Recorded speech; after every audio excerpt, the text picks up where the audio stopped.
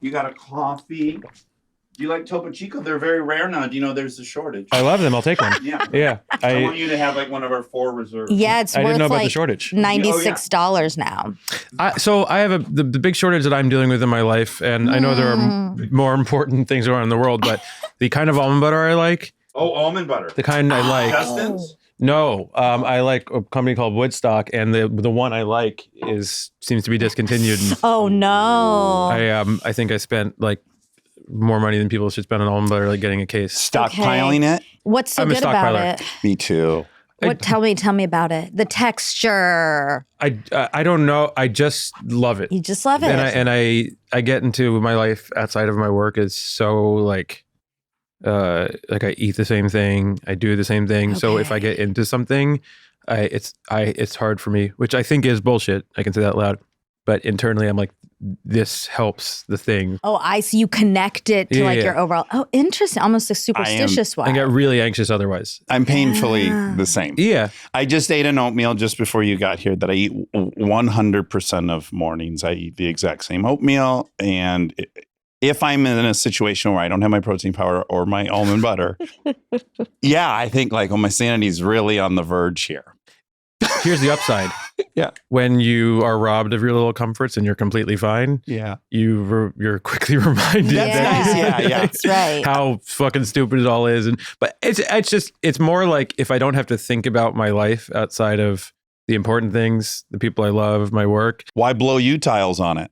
U-tiles? Yeah, I think this is this term of like energy units for your brain. Oh, okay. I think our friend Eric actually made it up, and we just use Y-O-U. U-tiles? Maybe we learned it from him, and he does mispronounce everything, but I've now that's the real term for it. We've been using it as if it's a real word, and I don't know that it is. I but run with please things people use it. Sure, yeah. I mean, whatever reality is as we perceive it to be. Deem it and say it. We are, all of our names for things are just people like us sat and thought of them. That's true. And that's that, true. everything we just do noises your tongue makes. This is how I feel about swearing with my children. I'm like, it's just a noise that comes out. You assign to it whatever you want. Lately, I've been, promoting my albums. I've been on the radio here and there, and they're like, no fuck shit, piss, but all this stuff. I'm like, okay. And then it's like, we're talking, and then some, cuts to commercial, and they're like, 11 dead and blah, blah, blah, torn apart by this, guts strewn everywhere, shot in the face. And I'm like, I can't fucking just like say like, I know. This song was fucking driving me crazy. Like, that is not a problem in the world anymore. Yeah, cursing is not. Exactly. It's a motherfucker at this point is just like means anyone. Like, this motherfucker was talking to, like, it's not even bad. It's colloquial for like, yeah. And I grew up at a time when there was like, I just think the stories and words we generally hear in life feels like maybe it's time as a world that we're just like, if a kid says fuck, it doesn't matter. Let's catch up. Yeah. My thing is like, as long as they use it, first of all, they're not allowed to use it out of the house. They got to use it funny. Exactly. They got to be good at it. And both of my kids are good. They don't like just do it for the point of it. It's like every now and then one comes out and it's like perfectly timed. And I'm like, perfect. Keep on it. Like if I had a kid and they were like, pick up my fucking toy, I'd be like, this is bad. But if they were like, the new whatever is unfucking believably cool, I'd be like, nice use. Yeah. Or like if they were like, so this piece of shit tried to take my lunch. Yes. There's a moment. Yeah, but I imagine words are actually very important to you. More than anything. Yes. Sorry. Yeah. But I have an amazing split in my head about when I'm thinking in terms of like imparting a feeling and when I'm just like talking shit. Yeah. So a lot of times I'm just sitting around being like, ugh. You have like 2 zones. Yeah. Thank you to our presenting sponsor, Grubhub. Gold Days is here, which feels like a dangerous time to be ordering food because suddenly everyone in your life is very interested in what you're eating. Mm-hmm. Grubhub Plus members are getting nonstop savings all month long. And if you're not a member yet, you can join for just 99 cents a month for 6 months. That's a 90% discount off of the usual price. Grubhub Plus membership auto-renews and terms apply. Sign up now in the app or at grubhub.com/plus/gold. I got to tell you something. I'm sure they told you, but like anything that we talk about that you don't like tomorrow, you're like, I wish I hadn't said that thing about Rachel. We cut anything out. Yeah. So just start there. That's nice. It's nice to hear because I do my work is so much fun, and talking about my work and the interesting experience I have has always been so much fun.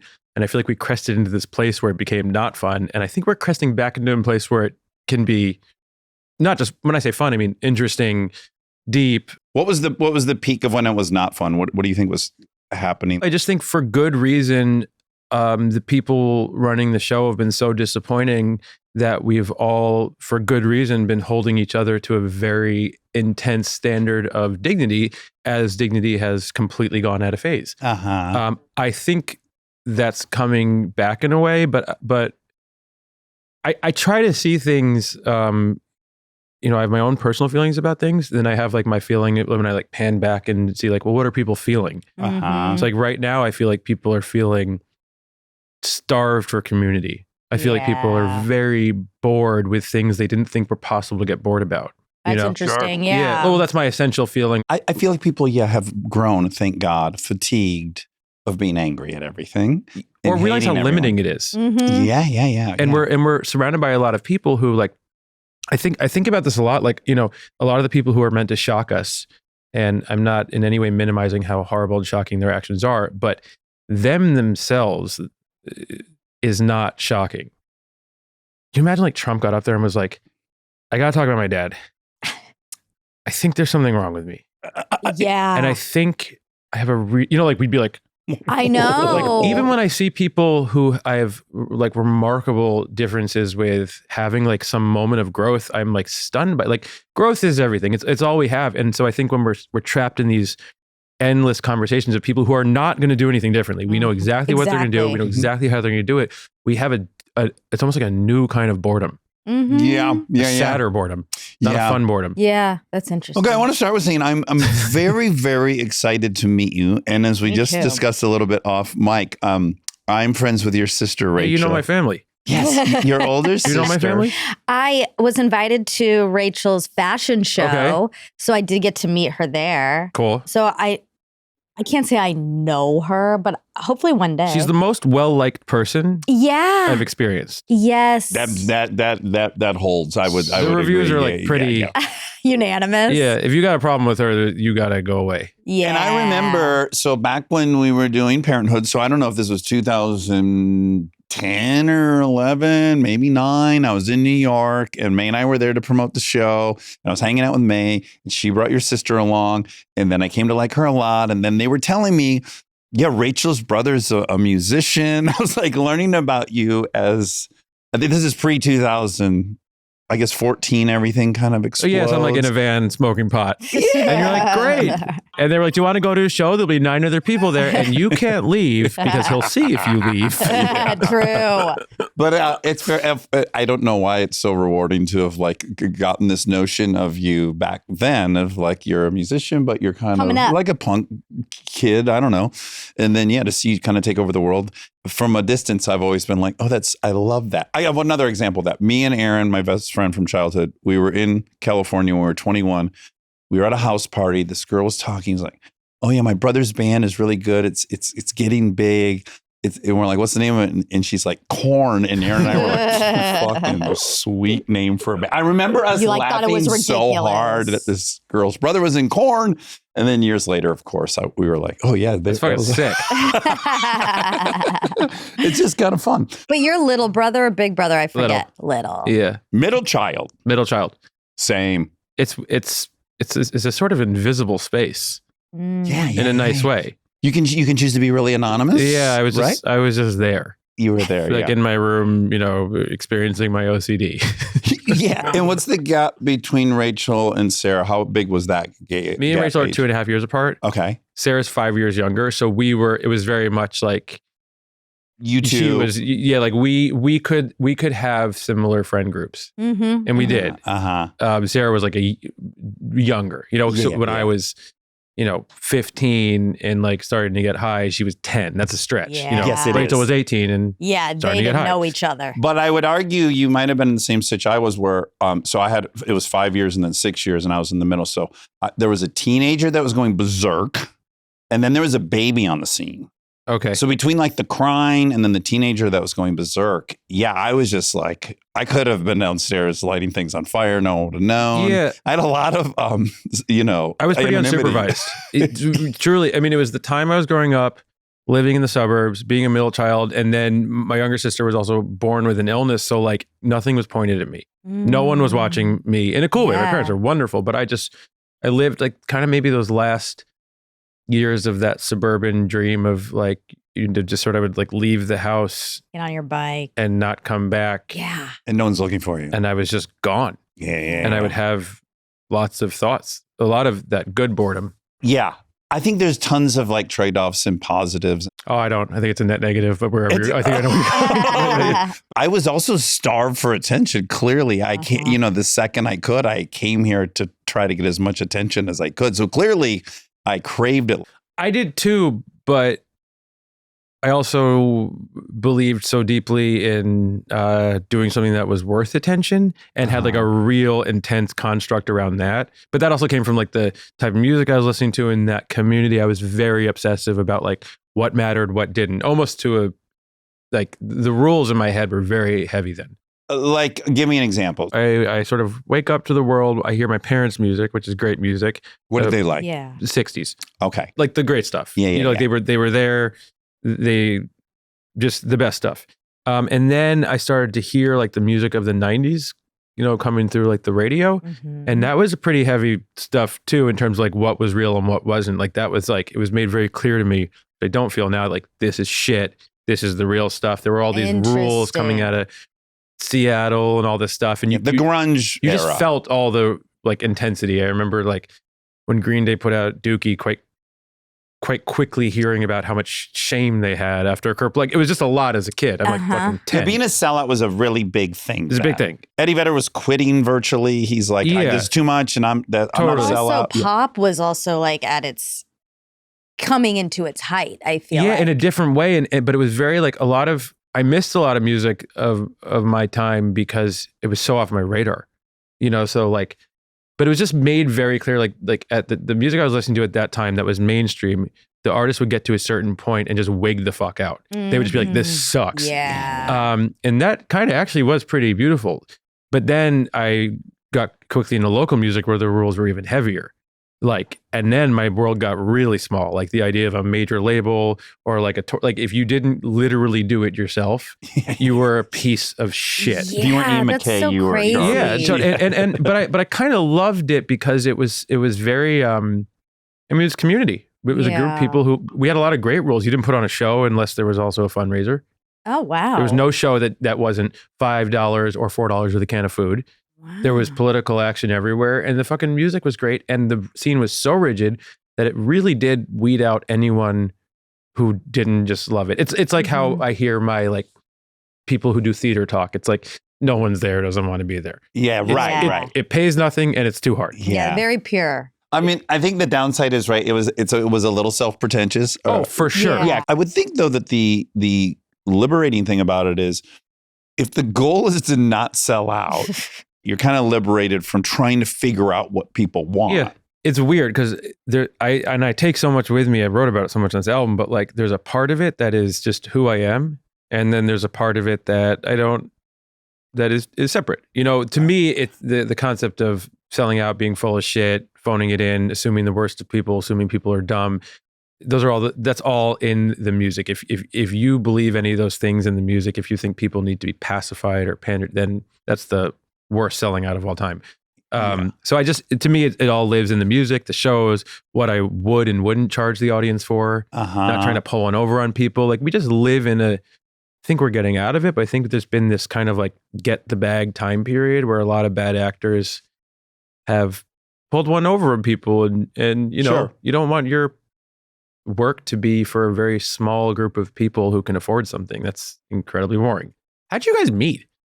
I started out as their nanny.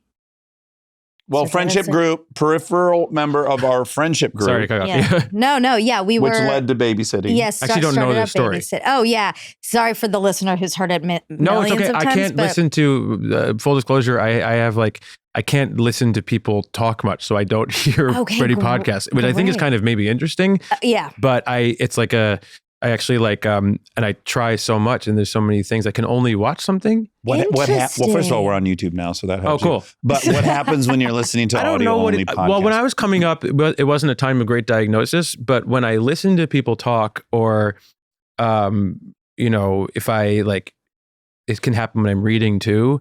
I can get sort of like flustered and anxious. I have to be very focused. Yeah. It's not like I can't do it, but I don't get the joy that other people, like for me, listening to music, watching a movie, that's the thing that I've heard people describe of like, their friends on the podcast. Like I love it's interesting. To me. So I have no relationship in my cousin Jacqueline Novak has a podcast called Poog, which is like brilliant, very big, and she's like one of my favorite minds to ever exist. Like, can't do it. Yeah, I mean, I literally can, and I do, but like, it's really weird. Ours is not that good, so this is a blessing that you didn't listen because you might not have. Listen, we just found out. You can only today. say that if it's the opposite, Dax. So you're. He's trying to be so. What did you find out today? The third most. Oh my God. I'm sorry. Fourth most streamed podcast of all time. Of all time. That's amazing. Pretty good. I was happy to see that. Is number 1, 2, and 3 upsetting? No. Well, no. One I hadn't heard of though. Number 2, I've never heard of. never heard of. What? Yes, let's. One was Joe Rogan, which we of course, knew. number 1 of all time. 2 is something I didn't know. My guess is international. Okay. And 3 was Crime Junkie. I never heard of number 2. Huge. Well, then you all are the only one of your type. It's a German comedy in that zone. podcast. That's kind of right? It's a German what? German comedy podcast. Oh, German comedy? Good for German them. shit talk. My favorite genre. I do a lot of bits in Germany that don't land. That's my favorite. I try, and for good reason. They're they're just not. But I'm always trying bits, and they're not liking it. My music, it's one of the most successful places for my band. Really? It's Germany. I think the Germans have an understanding of like American heartland music that's very pure or something. For real. Yeah, I believe that. Yeah. Well, hopefully they listen to this and then they start listening to then we get the move up. German audience. It's we now. Then we move That's up. right. We get to that number 2 slot. Okay, our origin story. So we had friends in common, and then I did an episode of Kristen's show, House of Lies. As an actor. Yeah, as an actor, I did like a 2-line thing, and she was like, "Oh, I know you." We chatted. They just had their first kid. And I said, well, I am an actor, but I'm really a babysitter. Like, that's how I make all my money. So if you ever need babysitter, she called like the next week, date night babysat for them. And then they had their second kid. They needed a little more help. Yeah. So I came on as a nanny. Okay. Worked as a nanny for a couple of years. Their second went to preschool, and they were like, we don't really have a need for her anymore, but we like her. So what should we do? And Kristen was like, well, would you want to be my assistant? So I said, sure. And then I started doing that. And then I started just kind of taking on extra projects of hers. Like I would write stuff for her. They'd ask like, hey, do you want to do this thing for this magazine? I'd say like, I could write that for you. And she was like, oh, you do that? Then I started writing all her speeches, and I started writing her commercials. And then we became creative partners. And then Dax stole me right out.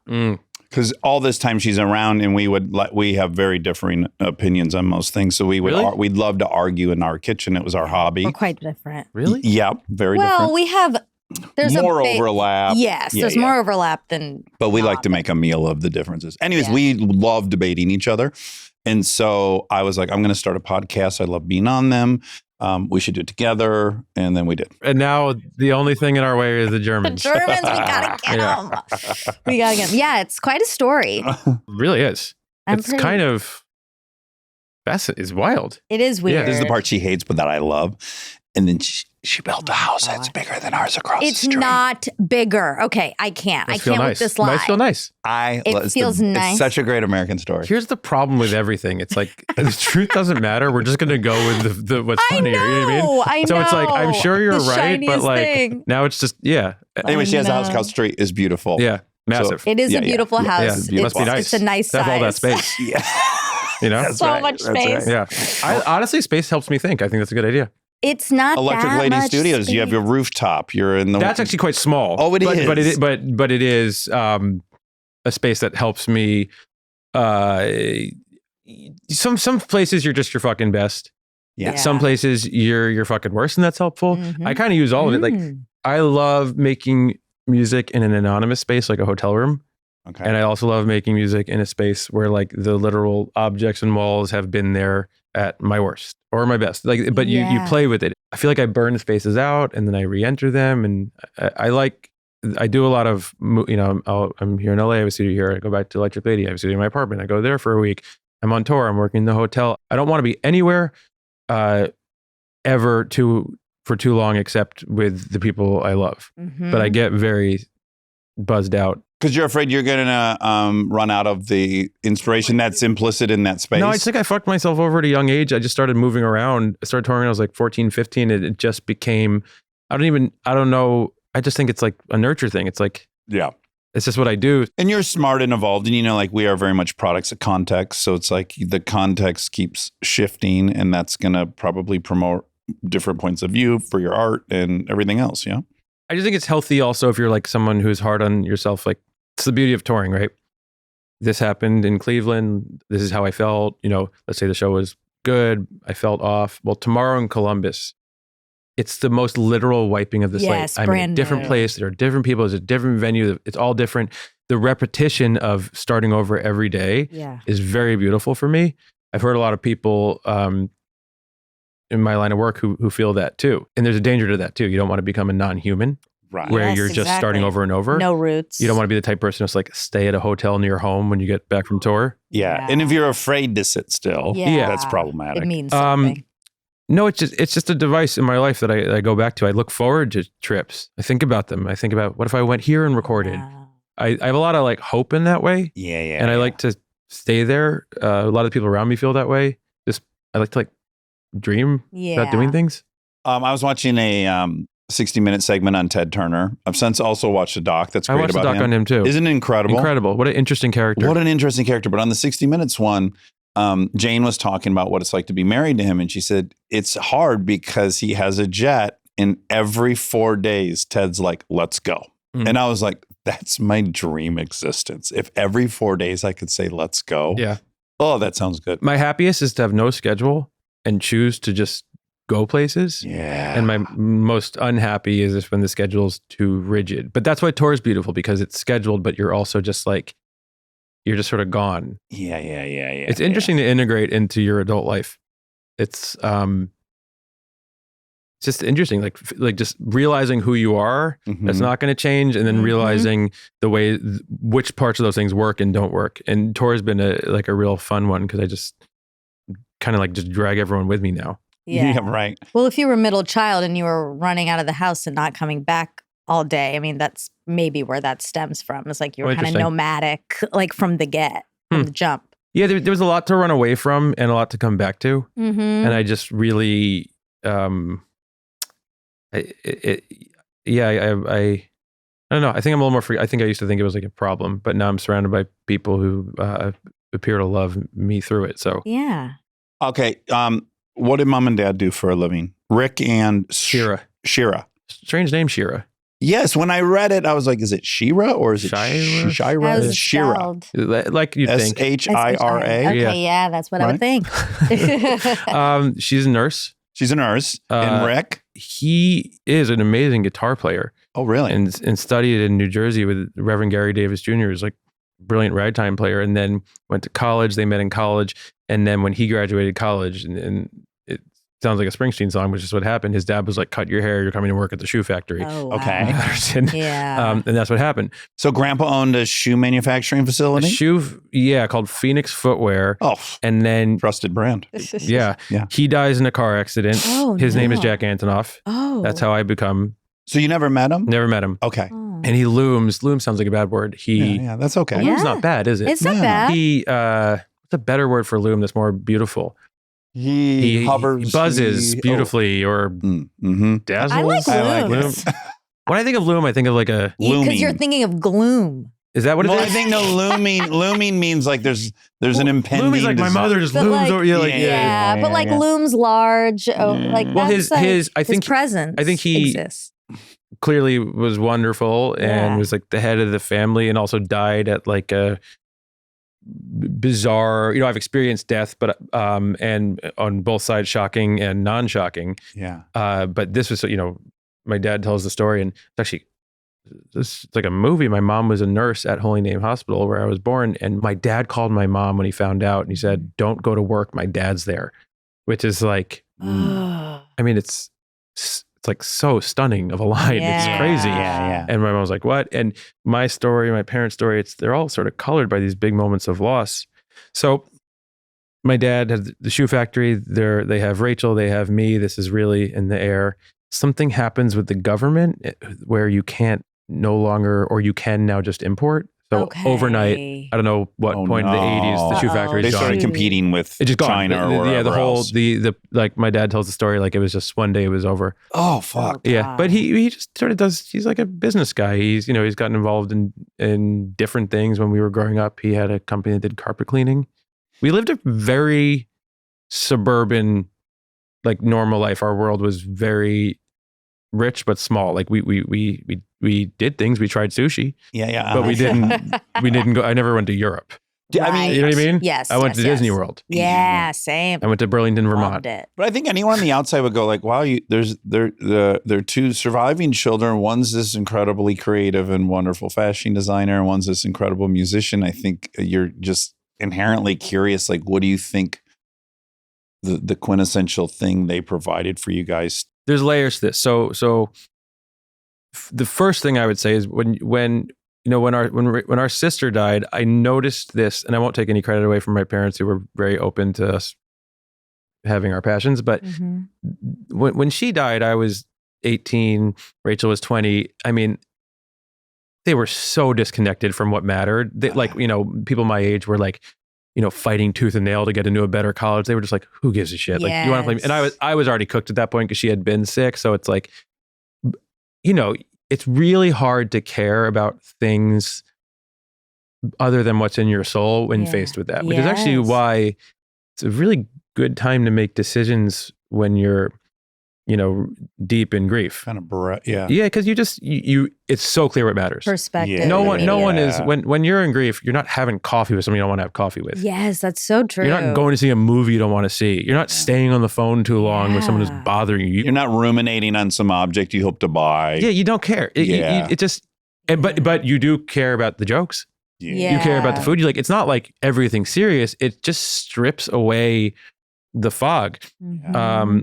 And so it was just this moment of, my parents were like, you can live at home as long as you want, which is not everyone's. Right. In my community, I was a fucking loser because all my friends are like going to college. And it was that time when before the college myth had started to unravel a little bit. And it was also a time when making art and things like that for both Rachel and I wasn't like, it was, what's your backup plan was everything. Yeah, well, you're in a suburb, and so everyone's pretty much college bound. It's like it's very clear. Yeah, and the kids who weren't, it wasn't like, do you? It was like, is so-and-so going to be okay? Right. It was because it's a group of people.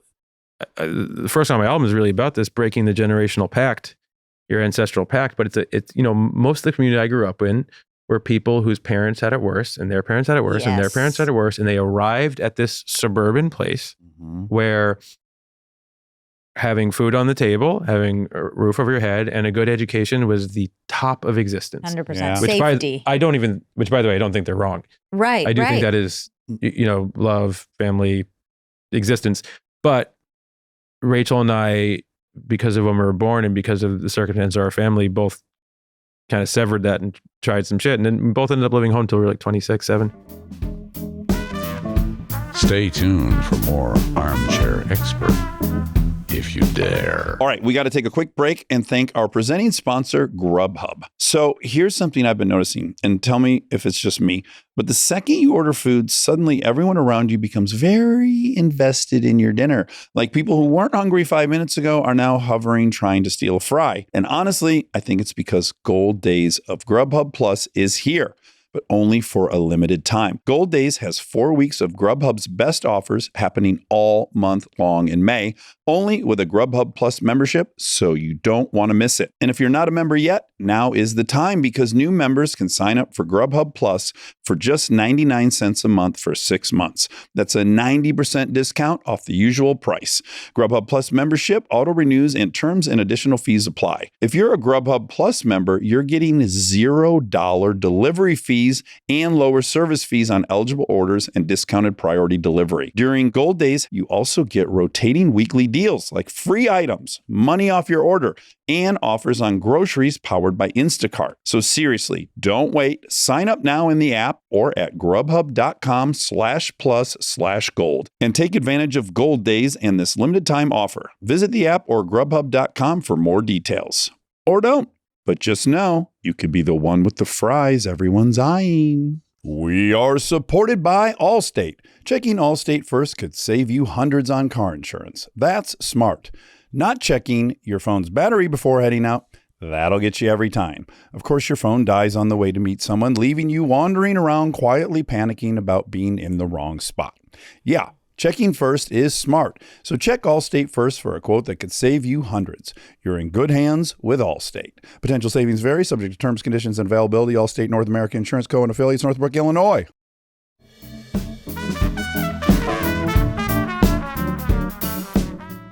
What kind of boy were you? I know you were in a public school for a while. Public school's terrible. Yeah, how did you It was fit just like in? the height of like it was just that time in the world when like anyone it was like the 50s.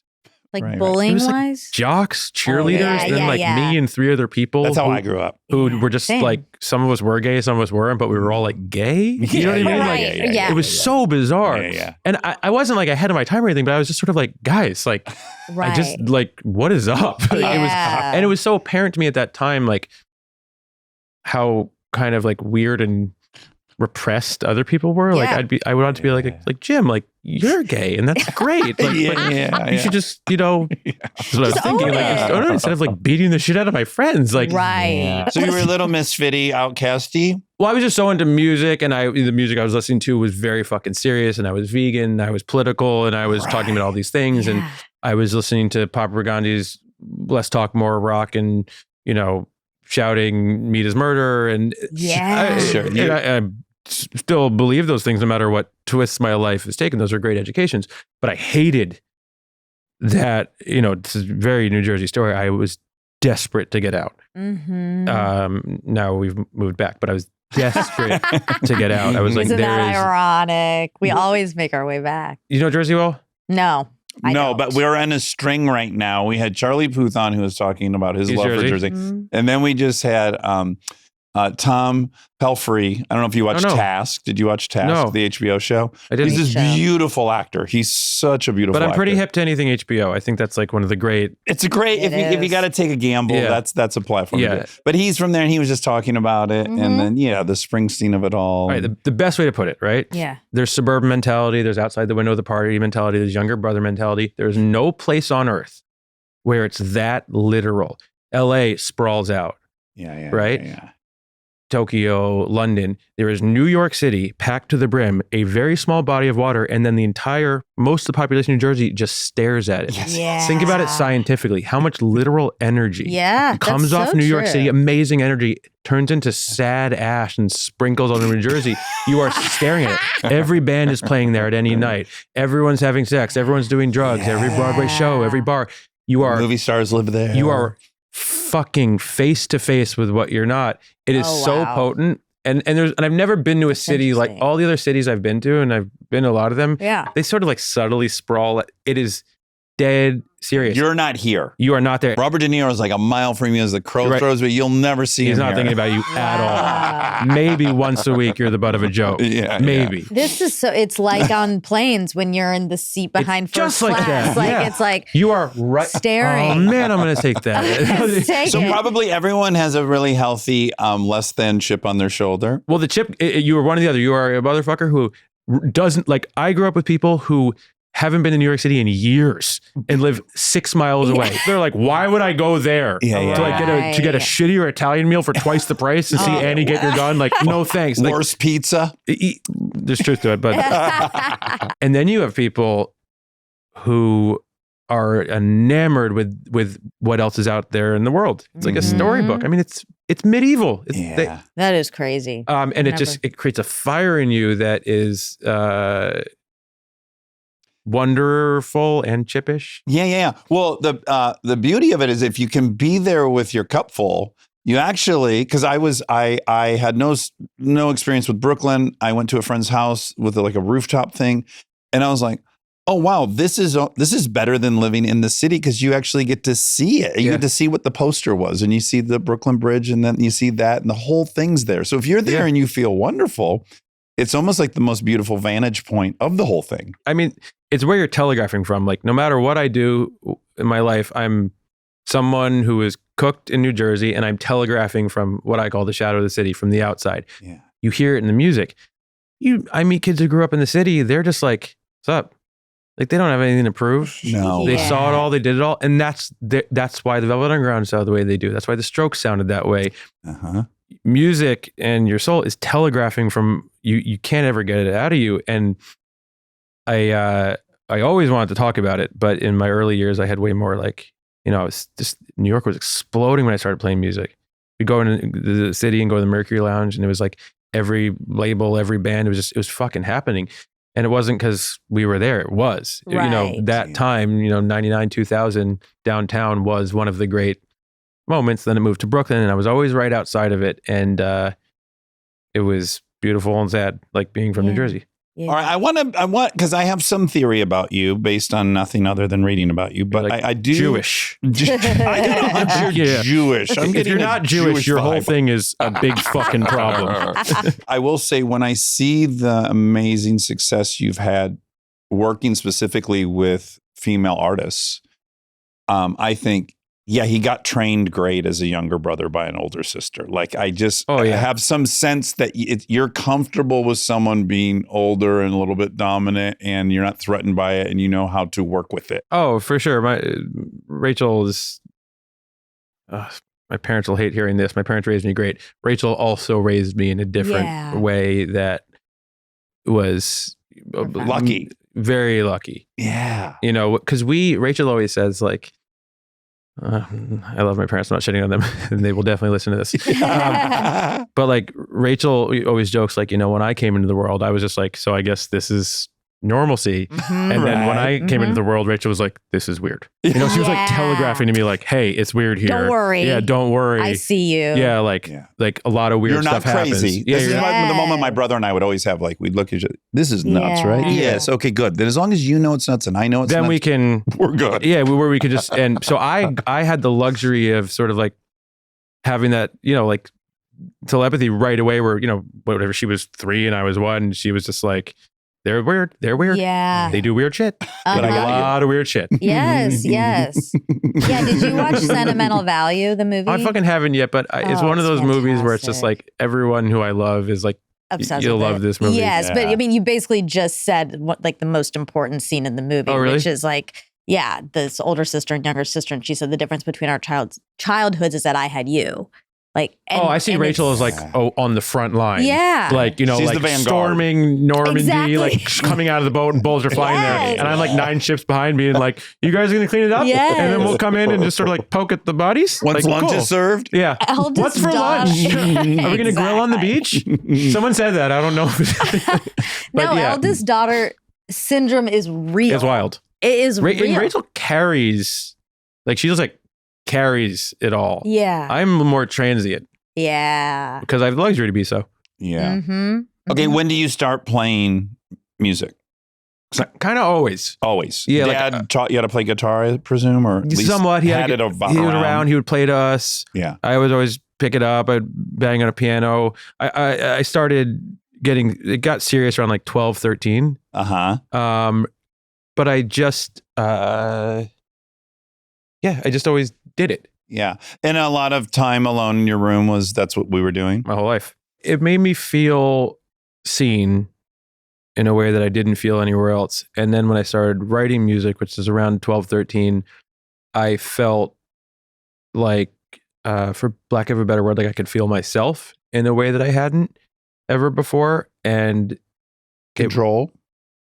Yeah, but also it's a very out of control thing. Yeah. Mhm. But just more like a bit like how I hear people talk about like God and religion. I just believed in it with zero cynicism.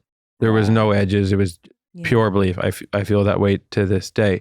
But like communication, like I was shy in some places kind of when I was growing up, and when I was writing music or making music, I felt like I was communicating with myself and then an imaginary person who got me. Mm-hmm. I felt alive. So right around then, everything else in my life really stopped. Do you think though that it was a medicine that without it you would have been in a much worse state? Oh, I think I'd be dead. Yeah. No, because I had all these weird tendencies. I was such a collector when I was a kid. Like I went to like a baseball card collection and then like a stamp collection. I was Did like you have ticks? a lot of ticks. Yeah, I had so many. A lot of ticks. like, had to do this or everyone would die. Right. I still have that. Anxiety. I try to keep it in check. Yeah. And I go back and forth on it because like on one hand it's like it's bullshit, but then it's like no, it's sort of also like one's religion. It, as long as you can put it in a good place, it is nice to imagine yourself at the whim of someone you're praying to. Mhm, mhm, mhm. But once I found music, that was it. What's interesting when I look back, because my work, there's different sides to it, but it's kind of one thing. And I'm always sort of asked to explain it. And I always just go back to the beginning. It's like, I always loved writing and singing. I always loved performing. And then I always loved helping my friends with their music. And in a way, my life is no different. It's just, the hotel rooms are obviously nicer and like I get to be in studios and stuff, but it's that thing. And the community around it. God, one of my biggest anxieties ever. I was always worried someone was going to like quit the band, which was really hard back then because a lot of people did music for fun. Mhm. And I was so serious. Yeah. What do you think you stressed other people out around you? I think so. Yeah. I was just fucking relax. So man. serious. I used to drive me crazy whenever everyone would talk about their like plans. Yeah. Yeah. I still have that a little bit. Really? A little. Like when Dax will talk about like the future and his future, it's like, well, what about this now? What like why are you thinking about that? I love a no one leaves pact. Yeah. I have that with my band now. I have that with my partner. We have my family. Like I have that family. That comes from the family. Like no matter what the fuck is going on in my family, and not everyone has this. Is like you don't leave. Yeah. Like you work it out. And I didn't realize how precious that was until I saw other people's families. Some people leave. Mm-hmm. Now, the most unappealing trait of yours is name for a school I've ever heard is the one you went to, which is Professional Children's School. Yeah, Rachel says it sounds like Tiny Lawyers, right? Yes, it sounds terrible. Tell me what is the Professional Children's School? Because it becomes your gateway to Manhattan. Yeah. So I was in public school in Jersey, and then Rachel was in the musical theater. Yeah. And she found this place where you could go, and it was for like ballerinas and people in theater. I went from a New Jersey public school where everyone would like say gay slurs to me, which was just strange, to a school where I was the only straight kid, which was a beautiful flip. Yeah, fun for you. But it was a place, the point of the place, I think it was made for the ballet dancers, was to give you time to do your thing. And I was starting to tour, but I used it as a way out. And like I said, my sister was sick, and I convinced my parents because they were just sort of like, yeah, sure. Is that going to make you happy? Yeah. Like we have a lot on our plate. Nothing matters. Right. And we have a lot on our plate. Yeah. So if you've figured something out for yourself, and that was a beautiful time. It saved my life in the sense that I think I had more fear, rage about the things I want to do in my life because everyone was articulating to me why it wouldn't work out, which is a terrible thing we do to artists and is not even the truth. There's a lot of work in the field, and ironically, as recent history has shown, you might be better off wanting to do something in recorded music than being a lawyer at this point. That aside, I could do a million years on that alone. But I got there, and I just was surrounded by people who weren't afraid of their hopes. Yeah, it wasn't embarrassing to have dreams and aspirations. Yeah, there's a lot of rage that when you declare that you want to do something. Yeah, who are you to think? Why would you believe in yourself? Jealousy. I don't believe in myself. But it's very American in the sense that, in other countries, being a singer, being an actor, being in the theater, playing music, the government deems it important enough to subsidize. Right. So it's not fuck you want to go play music? Well, I got to work this job. It's like, cool. And I love doing this. I'm a teacher. And in America, there's this sense, and it cuts in different ways. Mm-hmm. I always say, when you go see a band at a club or a bar, right? No one's going to work for free. The bartender doesn't go for free. The security doesn't go for free. The person, the band goes for free. Yes. I was taught to eat shit because I was so lucky to be there. Right. And I have so many different feelings about that now. And it's interesting when you tour the world and you see how art is treated in different places. But yeah, there's a lot of that. There's a lot of that. Oh, you want to do this? Well, then you better fucking get your ass kicked out there to see it. It's a badge of honor, but it's also like, that was heavy. It's intense. Yeah. But I think what's going on underneath is like, I'm afraid to pursue the thing I want to pursue. You somehow have this confidence that you don't deserve. Yeah. And I'd be delighted if you failed at it to confirm that I shouldn't have tried. Completely. And I'm totally sympathetic to that. It's scary to try. It's very scary. But I've been on, when I was 15, I was in bands. The kids in public school were like, fuck you. Like, why don't you come to do the shit we do? You think you're better than us? Yeah. When I was 18, all my friends were getting into college and I was still in the van. They were like, how you doing? When I'm 21 and they're realizing that maybe college isn't going to lead to their dream job and I'm still in the van, they're like, good for you, man. I'm cool again. When I'm 24 and they can pay their rent and I'm living at home, still in the van, it's like, how you doing, man? Like, it goes different ebbs and flows. It goes in and out. But you do make that, you make that deal or you don't. Like, you're not going to get anywhere, toying with what else you could do in anything in life. You just have to make that deal and live by it. Well, I think this is an adorable chapter. So at, I guess 15, when you're at this school, professional children's school, you form your first band, or maybe it wasn't your first band, but Outline. Yeah. With friends from elementary school. Yeah. And then you figure out how to tour. This is a part of the story that gets glossed over, I think. Yeah. Ambition is very required. This is such an ambitious thing. We had a book called Book Your Own Fucking Life. It was a book that went around and it had all the phone numbers of the local promoters in the scene. And that's me and my friend Evan, who was in another band called Random Task. We did the tour together. I think they got from Austin Powers. Oh. But we sat down and we called and we said, hey, can we come play in Austin on this day? Can we come play? And we this booked is the the fucking Bill tour. Gates part where it's like, no, you get a job designing this a water and power program at 15. Like, you're calling around businesses. We thought it was a fucking honor to go on a tour. We weren't like, are we going to play to anyone? Is it going to be worth it? We just all saved up a bunch of money.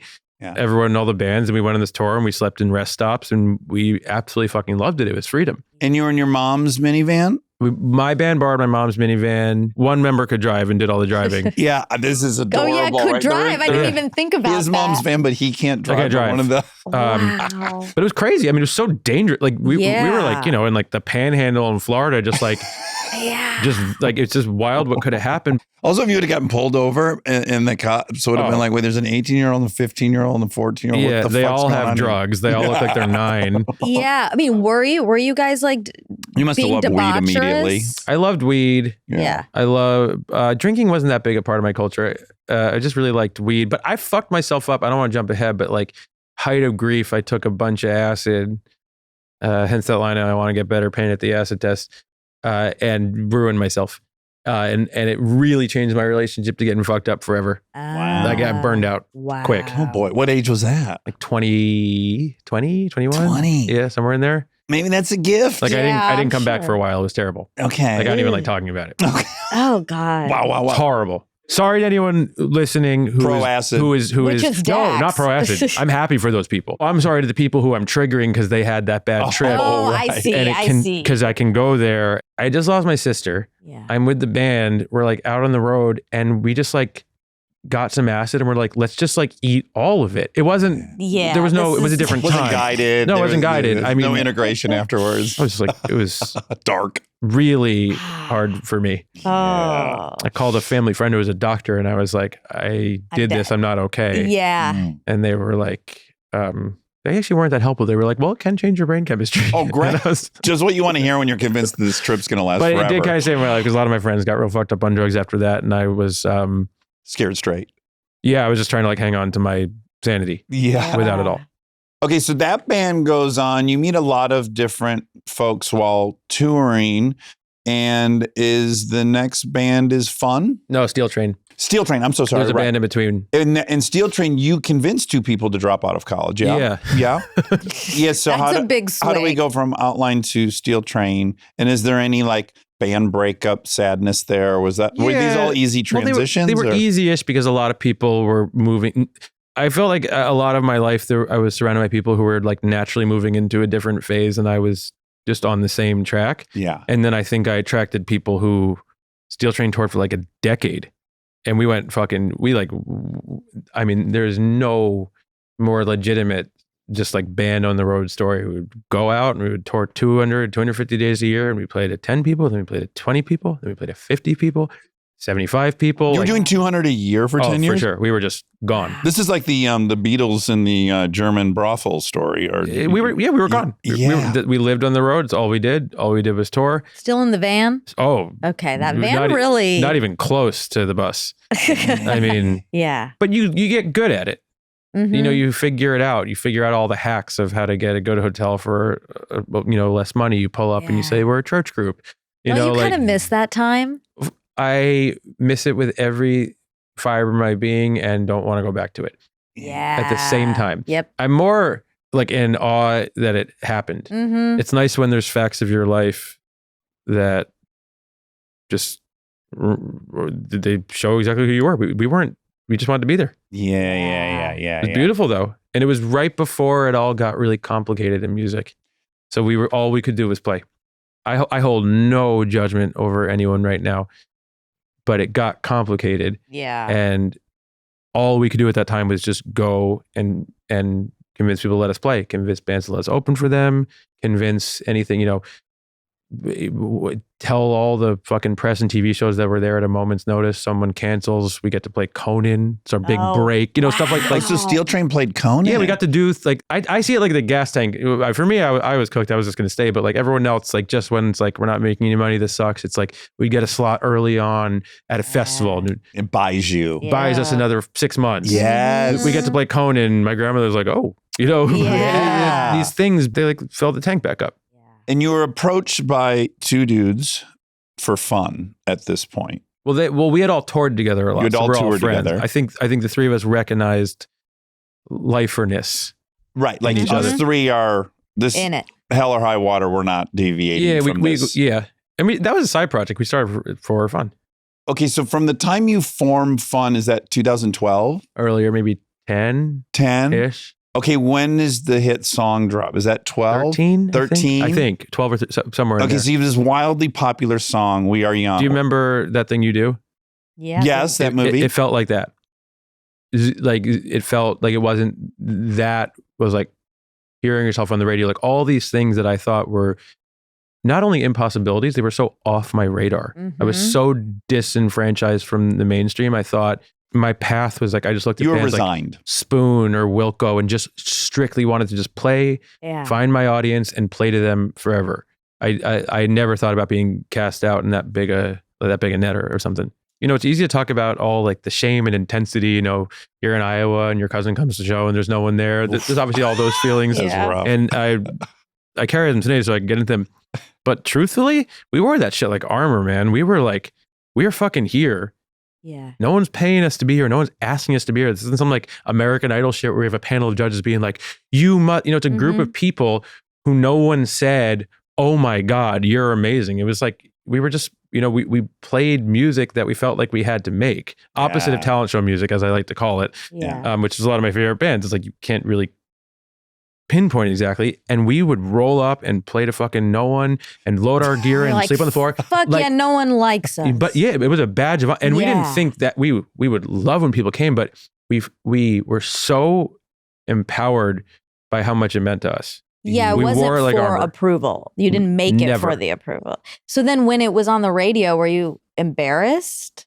I was stressed because I'd spent my life doing what I do, which is really about my lyrics more than anything. And then I had joined this band for fun and they weren't my words. And then it got really big and it really freaked me out. A crisis of... Oh yeah, I started working all night. I also didn't like the idea of having to play We Are Young forever. It felt it wasn't my song, it wasn't my lyrics. So I It hurt a little bit, well, it was weird because I was getting everything I wanted. Yeah. but you felt like it wasn't yours. Yeah, and so I just I went and did my own thing. Yeah, you were Yeah. doing Bleachers. You do Bleachers as a solo project in hotel rooms as you're touring with Yeah. fun with this huge hit. It helped. You had money now. Some maybe less than you'd think, Right. because of how it all works. Yeah. But I remember like, that first year, just starting to like be like, oh my God, like maybe I could get an apartment kind of Mhm. stuff. Also, when you toured with fun, you're presumably sleeping in a Prevost. Yep. That was That's gotta exciting. be Yeah. fucking titties. But all complicated because it's like, Didn't feel right. well, I'll tell you what happened. I felt so unseen because I had communicated so much in my life through my lyrics that I wrote the first Bleacher song, which is called I Want to Get Better, which could not be more of a cliff notes of my whole fucking life. Like almost to an absurd degree, my reaction to that was like, I'm going to write a song and start a band that completely sifts out anyone who doesn't completely understand who I am. Like, Uh-huh. like it, and Yeah. so that first album is so like abrasively confessional. But it's cool. It's it's neat to get something and realize that it's not about we had a #1 song and it was really cool. I'm not minimizing it, Yeah. but I didn't sleep better at night. I actually was just sort of thinking about my lyrics and what I wanted to do and how I wanted to play, and felt a little bit like I was getting pulled. Almost, do you feel like you were getting offered kind of like the golden handcuffs? It's like, oh, this could be a trap and it's unsatisfying For sure. creatively. And also to be uninvited for so long and then to be invited, it makes decision making very hard. I've had this at many different points in my career where it's like, so when that first happened, it was like, we got to go to Germany to do this thing. Now we got to go to Japan. We just got this thing. And your humanity is gone. Yes. Because you're just gone. And it's a really beautiful lesson when you learn it, that like there's something you want to do, there's something you want to say, and you do it. And when you do it because you do it.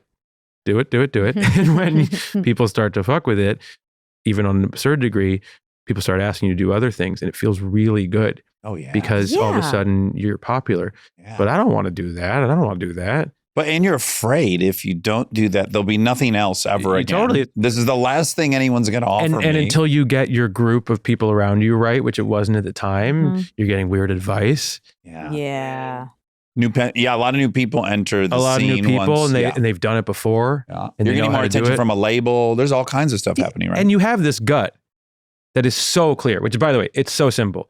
Don't do anything that you're not excited to do. It's so simple. If Yeah. something feels a little cheesy, it's very cheesy. Yeah. If something feels like not you, it's not fucking you. Mhm. And it kind of is that pure. And then there's ways of doing things that, aren't necessarily you, but you do it your way. yeah. And Yeah. it's cool. Yeah. But that was just a tough time. I was I was music bursting out of me and feeling like it was being quieted by the success of something else. Very strange, guilty Very feeling. strange. That is a bizarre Feeling. experience. Yeah. And you feel bad about feeling bad. Yeah, and people would, I've had this a few times in my life where sort of people are like, wow, that must be the best. And it's sort of like, well, no, actually it wasn't. It was really hard and complicated Yeah. because that wasn't my goal. We've talked about this with several actors. The one that comes to mind right now is Wednesday. Jenna Ortega. Jenna Ortega. And I can so empathize with her, which is like, she has this moment of enormous opportunity and everyone around her is it's such an exciting thing. Yeah. And they're saying, you must be so happy. And then when so many people are telling you must be so happy, which isn't a real thing. They're just projecting all over you. They're just saying Yeah. you got something that I've heard is Yes. the thing to get. Yeah. It's beautiful what they're saying. Yeah. They're excited for you. But no one's ever like, how you feeling? Right. Mhm. Are you scared? I just said to her, like, that's a hard, because then you're afraid if you're honest with people, you will appear to be ungrateful. Yeah. And so now you're kind of locked in you get isolated by this dissonance of like, everyone thinks I should be feeling so good and I'm not. What's going on? Am I Yeah. broken? But you are who you are. And it's like, I mean, don't make people feel bad, but the spectrum of ungrateful, that's a game you could play forever. You know what I Yes. mean? One person seems ungrateful compared to someone else. You are living your life. And when something good has happened, but you also know that you will die And there are things you want to do with your time. Mhm. And it's yours to lose. So now It's your time to lose, It's now yeah. yours to lose, which is stressful. It's very stressful. And I've always been super in touch with that. And just this feeling of like,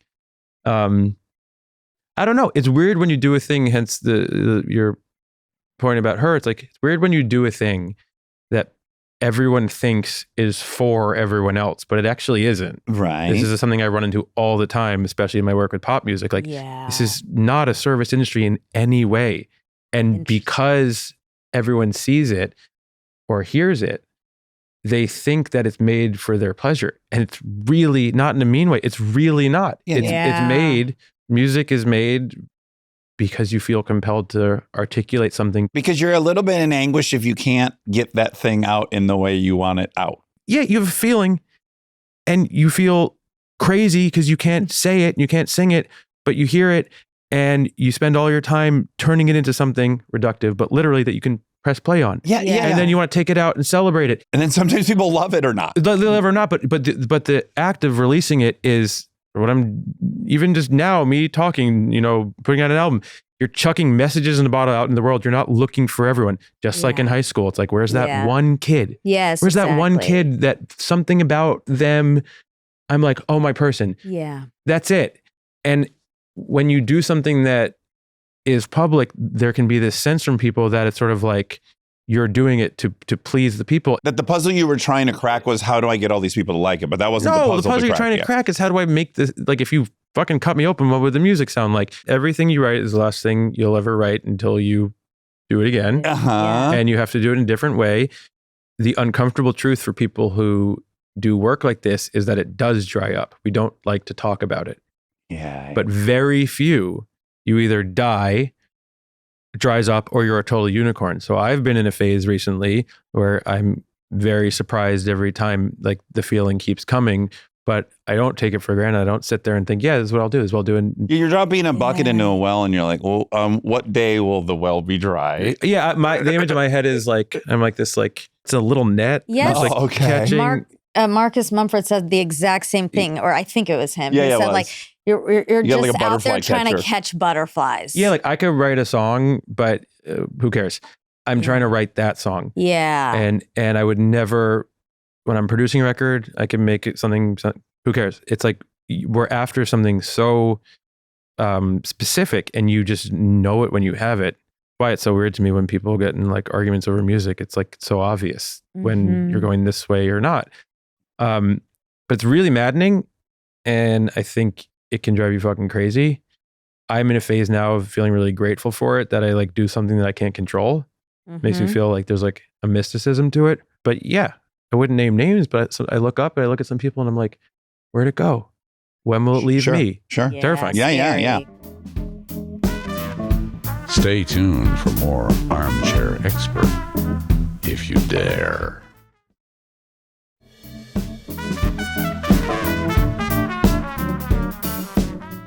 How do you come across Taylor's radar? Is it from fun, or is it in from the best Bleachers? way? It was from fun, but we met in Germany. Oh, ding, ding, ding. This whole thing was We scripted. love At a that. thing. At the Shungwen Chung Clunk podcast? Exactly, yeah. Which is when it went number 2 in the world. Yeah. It's all based on one Yeah. episode I still. mean, I wouldn't be surprised. What was that movie that had the great slogan about number 2? It was like, it was the Heinz ketchup movie. It was a movie where number 2 and that ain't bad or something. It was an executive. Probably Crazy People, the Dudley Moore, where he's an ad executive and Volvos No, are boxy no. but good. Not that It's like a one? rom-com where, like, there's a thing that's number 2 in the world. Okay. And that, We're going to have to find it for the fact check. yeah, someone listening is like, it's fun. Yeah, It's fun. exactly. Someone's punching their dashboard. We're in Germany. We meet at a thing, and quite quickly we get talking about Yaz, or as in Germany called Yazoo, a song called Only You. Oh. Okay. Do you know the song? No. Well, sing it. All I needed was the love you gave. Yes, we all know I needed this. for another day. Beautiful And song. all I ever knew. Only you. Yes. Great song. Perfect song. Yeah. It's a perfect song. It does that thing. You could weep to it. You could dance to it. You could drink to it. I could cry talking about it. Yeah. It's Yeah, got all the yeah, beautiful yeah, sort of, like, yeah. sad yeah. It 80s is stuff. so good. So she's about to, the first time we worked together was on The Making 1989. So we were just kind of humming on this thing together. Somehow we got talking about it. I'm about to make the first Bleachers album, which really has that tone. And we just stayed in touch, and then we started listening to some music, and all the stories of my collaborations are just very simple. You meet, you see the same thing, you hear the same thing, and then you chase it together. I'm really reducing a huge thing that's a mountain, and there's great stories about that mountain with anything I've done, but truly what it is like, you have a feeling. So when we first met, whether we were talking about it openly or not, we were basically being like, man, Yaz rips. Like, that shit's great. Yeah. That feeling, not bring it back, but that feeling of sort of like the sadness of synthetic sounds, hearing like someone like fight their emotional way through the machine. It's pop, but it's like, that's something. I think Alison Moyet's voice is like, it has that thing that all the greats do. It's so listenable and beautiful and so fucking painful. Yeah. Maybe the greatest version ever of that is Nina Simone, where it's just both things are happening at once. So true. Yeah. So we're humming on this thing without knowing we're talking about it. At the moment, it's simple. I love this song. Oh, cool. Blah, blah, blah. Here's what I'm working on. Here's what I'm working on. We should mess with something. Send her a track. So it's all done through computer at first? Like, when you say sending stuff, it's just like just sending her little texting. ideas and How does it become official? It becomes official in a very simple way. Okay. So at this point, I'm starting to like I said, I collaborated my whole life, but I'm starting to be able to, maybe like some doors are opening. I'm starting to like write with people and do that because Fun had that hit. And I would inevitably get to this point when I would work on a song with someone where they'd be like, okay, now we're going to have a producer do it. And I'd be like, well, I'm a producer. And they're like, totally, what have you produced? And I'm like, all my friends' records. And it's like, bye. And can you tell us, That's like in a hard. literal sense, what the producer's doing? Well, there's many things. So the line between production and engineering is a very blurry one. The most simple way I could describe producing is what will it sound like? What outfit will it wear?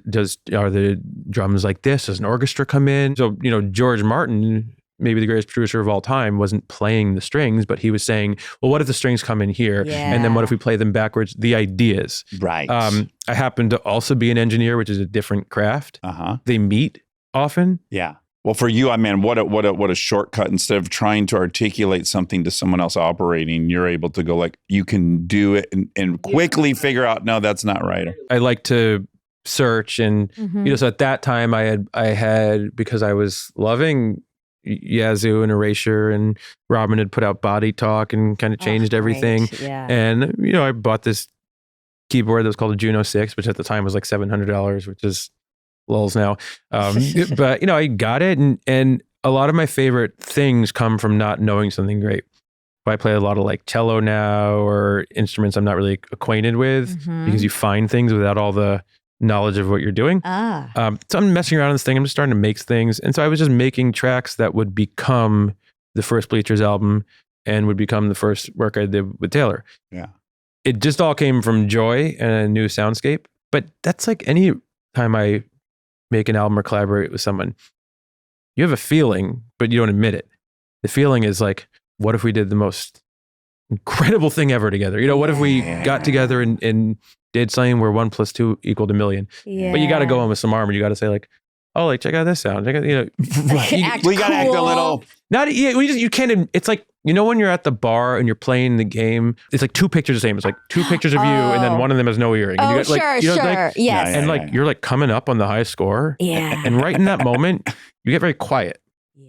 And then you get very quiet. And when you beat the high score, you don't jump up and scream. You just keep going. Right. I always think about that when I'm making records. It's like, we don't sit around and be like, oh my God, that's it. We're just sort of like, everyone knows something's happening. And you just keep going. Do you think there's a huge undercurrent of like, we could jinx any of this at any moment? Because you're dealing with magic. Yeah.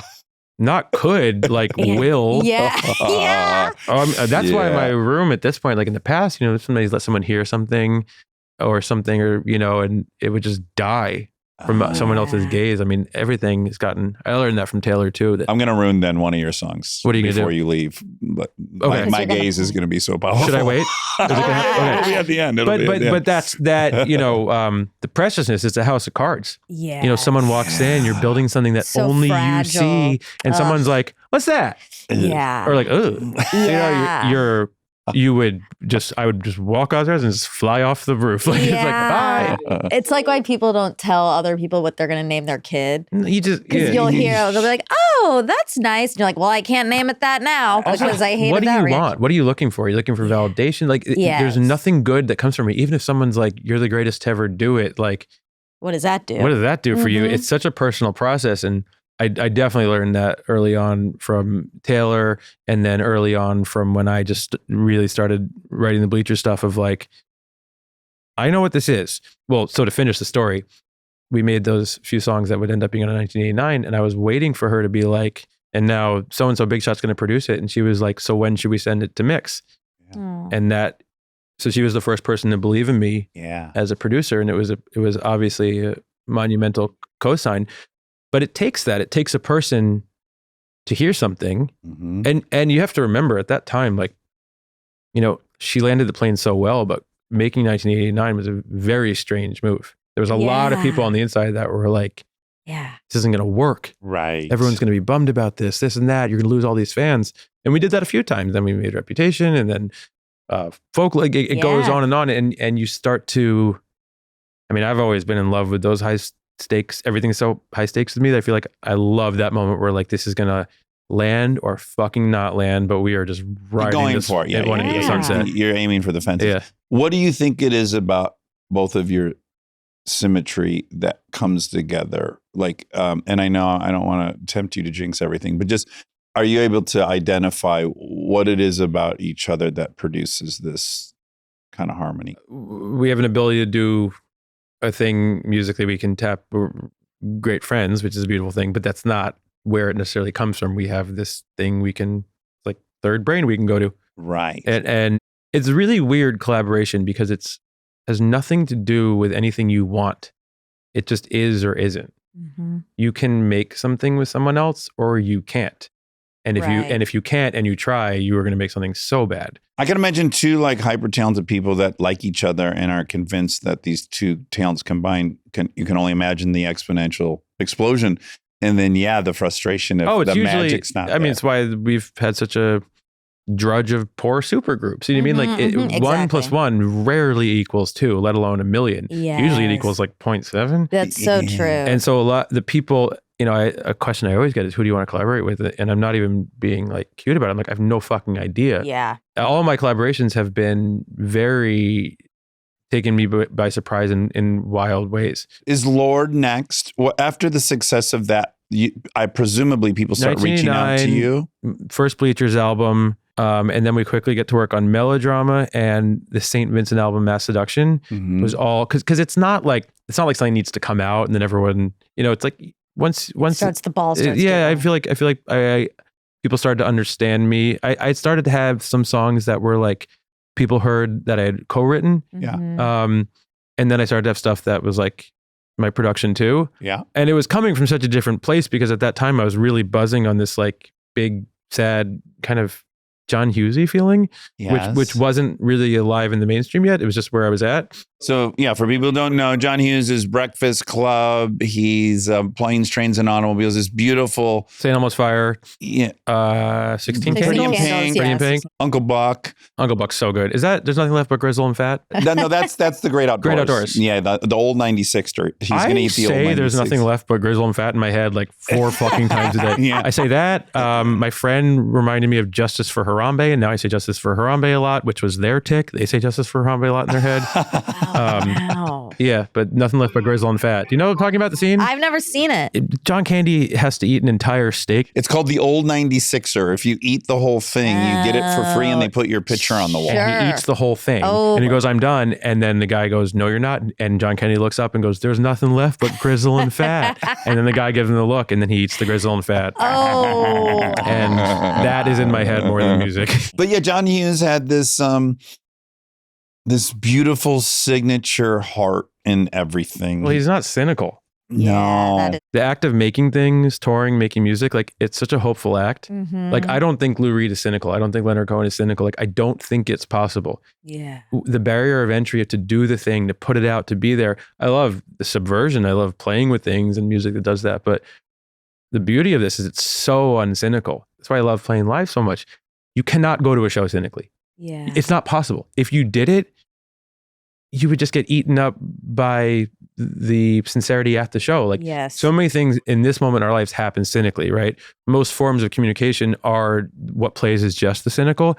When you get to a show, it's like you're not leaving your fucking house. You're not paying money. You're not going through all the stuff, getting in the car to go somewhere, not even be treated that well because of how the costume is going. We get into that later.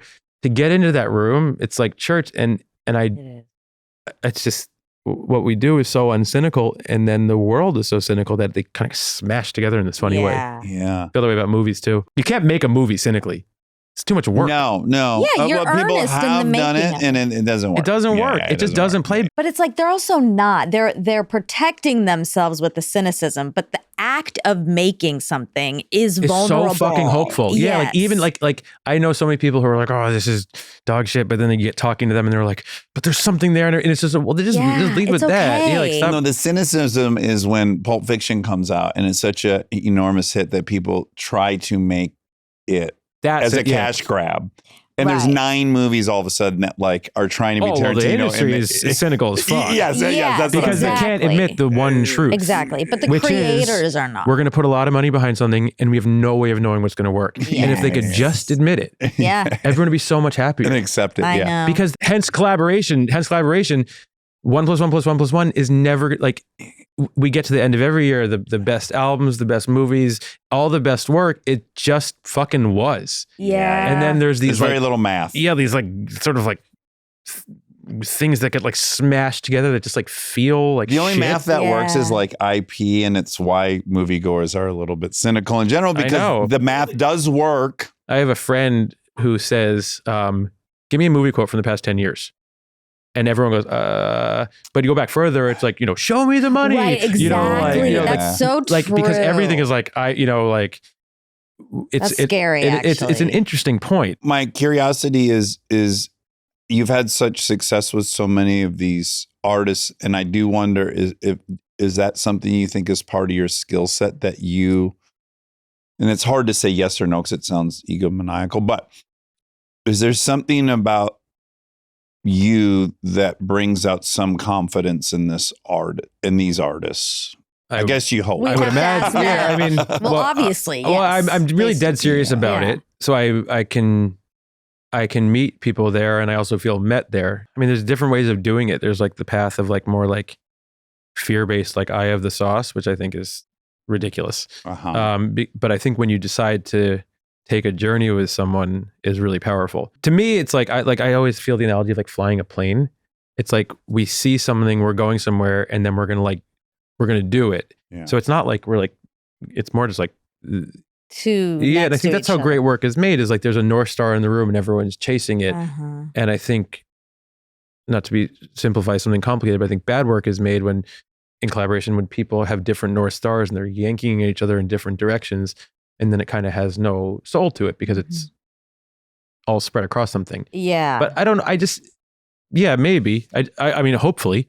Okay, so just to run through, because it's really bonkers, and the list has to be said just so that I can then ask the next question, which is 13 Grammys, but Taylor Swift, 2014 Grammy Album of the Year, then Lord's Melodrama, then Lover, then Del Rey's Norman fucking Rockwell, then Folklore, then Did You Know There's a Tunnel Under Ocean Boulevard, Del Rey, then Midnights, then Torture Poets Department, and then Short and Sweet, which here's where I really drop in. I am obsessed with that album. My daughter introduced me to her, and I can't believe how great that album is. Yeah, Just I love it so every much. single song is fantastic. I love it so much.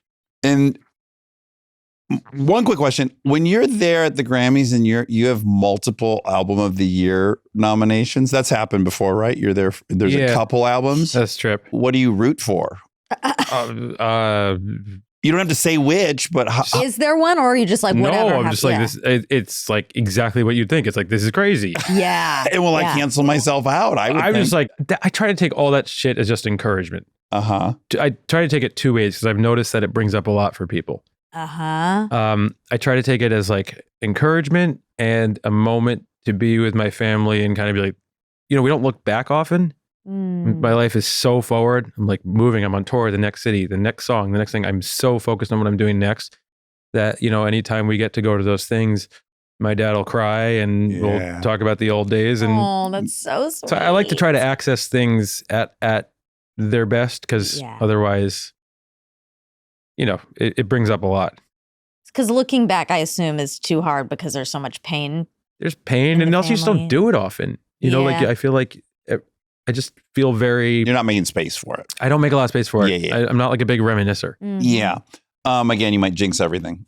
If you were to acknowledge how successful you've been, it might go away. Is there any like anxiety about it or tension with it? Oh, sure.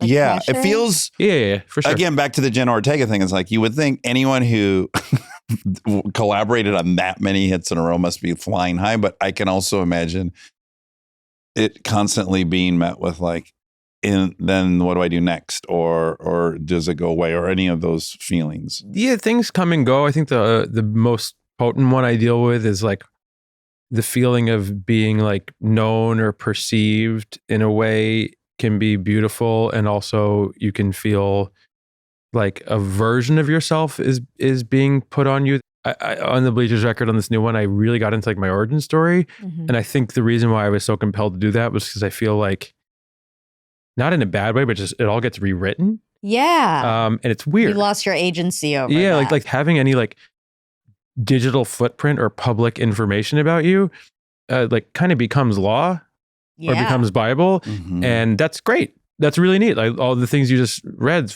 amazing. You know, blah blah blah. It's my soul is in all that stuff. Yeah. But then there can also be this feeling of like, you're just yourself, and that feeling slightly like ghostly in a way, and it's a weird twist. Yeah. Because I'm also like extremely private. It's funny, but then I put so much into the music and share so much that you'd have the impression you know everything about me, which would be fair. For most of the time, it's like once I'm done with it, it's yours, and it you can hear me sort of stammering around it, like it's just an odd thing. Yeah. And I think it is actually getting better, but I think it was really odd in the past couple of years. But I think now there might be more grace towards artists and accepting the idea that part of the work is playing with their own hypocrisy, and that, you know, the rage you have at your senator might not be for your artist. Like, Right, exactly. Yeah. Which makes sense. Celebrities gotten nuts in the past few years. It's changed. Yeah, some people have done some weird ass shit, and also the world has gotten to a weird place, and you just put it all together. And I think everyone's really looking for some answers. But when I'm just sitting there writing, I'm not thinking about any of that. Yeah. It's complicated. Okay, and I promise you, I'm going to do a real nice chunk on everyone for 10 minutes. Don't worry not. You do you. The last question I kind of have about your co-writing and your producing is, I want to know, how does Kendrick Lamar come into the picture? For me, I would be like, yeah, I've established myself as being, I can work really, really well with these female artists, and it's a very specific thing. And if I were invited in to work with a rapper from South Central, I might have a little bit of imposter syndrome, or just fear of like, oh, am I going to be the whitest, nerdiest person this guy's ever met? Like, what kind of feelings did you have about? To me, I just am so focused on the soul of what is happening. And that's bigger than, that's just, like I said, like articulating a feeling, what someone or a group of people sound like at any moment in time. So everything beyond that, to me, is secondary, whether it's, you know, genre or personality or this or that, age, gender, all of it, it's all so separate. Because I boil it all down to like, there's people in this room, we're all hearing a thing, and like I said, we're trying to literally make it a reality and not just like a conversation or a feeling. So I feel just like bizarrely comfortable in any situation where that's the goal. But did you meet him somewhere and start having a chat downstairs. about? I have a band. Yaz or no though. You know, I have a band with a guy named Soundwave and a guy named Sam Do. Okay. Wave grew up with Kendrick and has produced all his albums, and they were upstairs with Electric Lady one day, and I was downstairs working on something, and Wave texted me. He's like, come upstairs and mess around. Go upstairs, start playing some chords. didn't leave for 3 years. Wow. You know, and that's often how it happens. It's like love. There's just chemistry. I mean, I think, It becomes like a secret world. That's what I feel like my collaborations are like. And that's no different than what it was with that album, Ready Album. It's sort of like you find something and then you go apart and you come together and you revisit and you build on it. It's just a giant secret. No one knows what's happening. No one knows what you're thinking, what you're feeling, what it's sounding like. And then one day, so cool. boom, it's just out. It's wild. I love it. I love that wild anxiety of something coming out. And everyone. But I have insecurities, and I guess I might just, I might be intimidated by Kendrick. I don't feel very intimidated by anyone who Is pursuing music. Yeah, because we're all feel that. we're all sort of we're like it's very like it's this image I keep. It's like we're all grabbing at something, Mhm. and all the greatest people I've ever worked with, who and a lot of the people you're naming, I truly believe to be the greatest of all time. Mhm. Yeah. Meet me in that exact place of we're just all grabbing at something. Yeah. I would never name names, but the least inspiring people I've ever met are the ones who say they know how to do it. Yes. Because it's like, oh, do you? Go do it. Right. And it's often like a lot of things in life, the people who can explain exactly how to do it, how they're going to do it, and why you're wrong and they're right, blah, blah, blah, are really making up for something. And then Mhm. you spend time with people who are known as the absolute top of their craft, and we're all having the same conversation, which is just like, what if? What if? What if You're this? comfortable in the uncertainty. It's all uncertainty. Yeah. It's and then knowing when it's done is pure certainty. I also don't understand why people tinker forever. It's like once you hear it, it's like all you want to do is back up the drive and put a helmet on it. It's like you want to protect it, like you want to put it in that fucking thing in Beauty and the Beast that the rose is in. Yeah.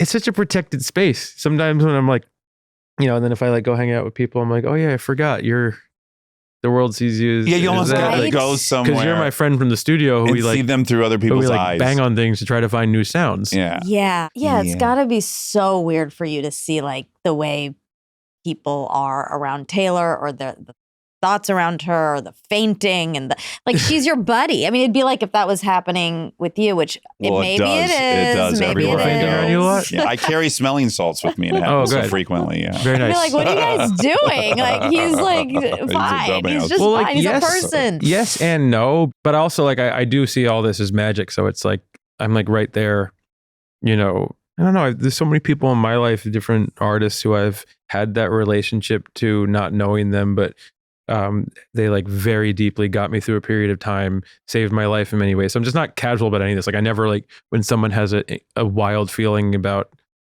someone else, I'm never like, oh, they're just a person. I'm like, well, yeah, shit's magic. Like I get it. You know, I've my own experience there.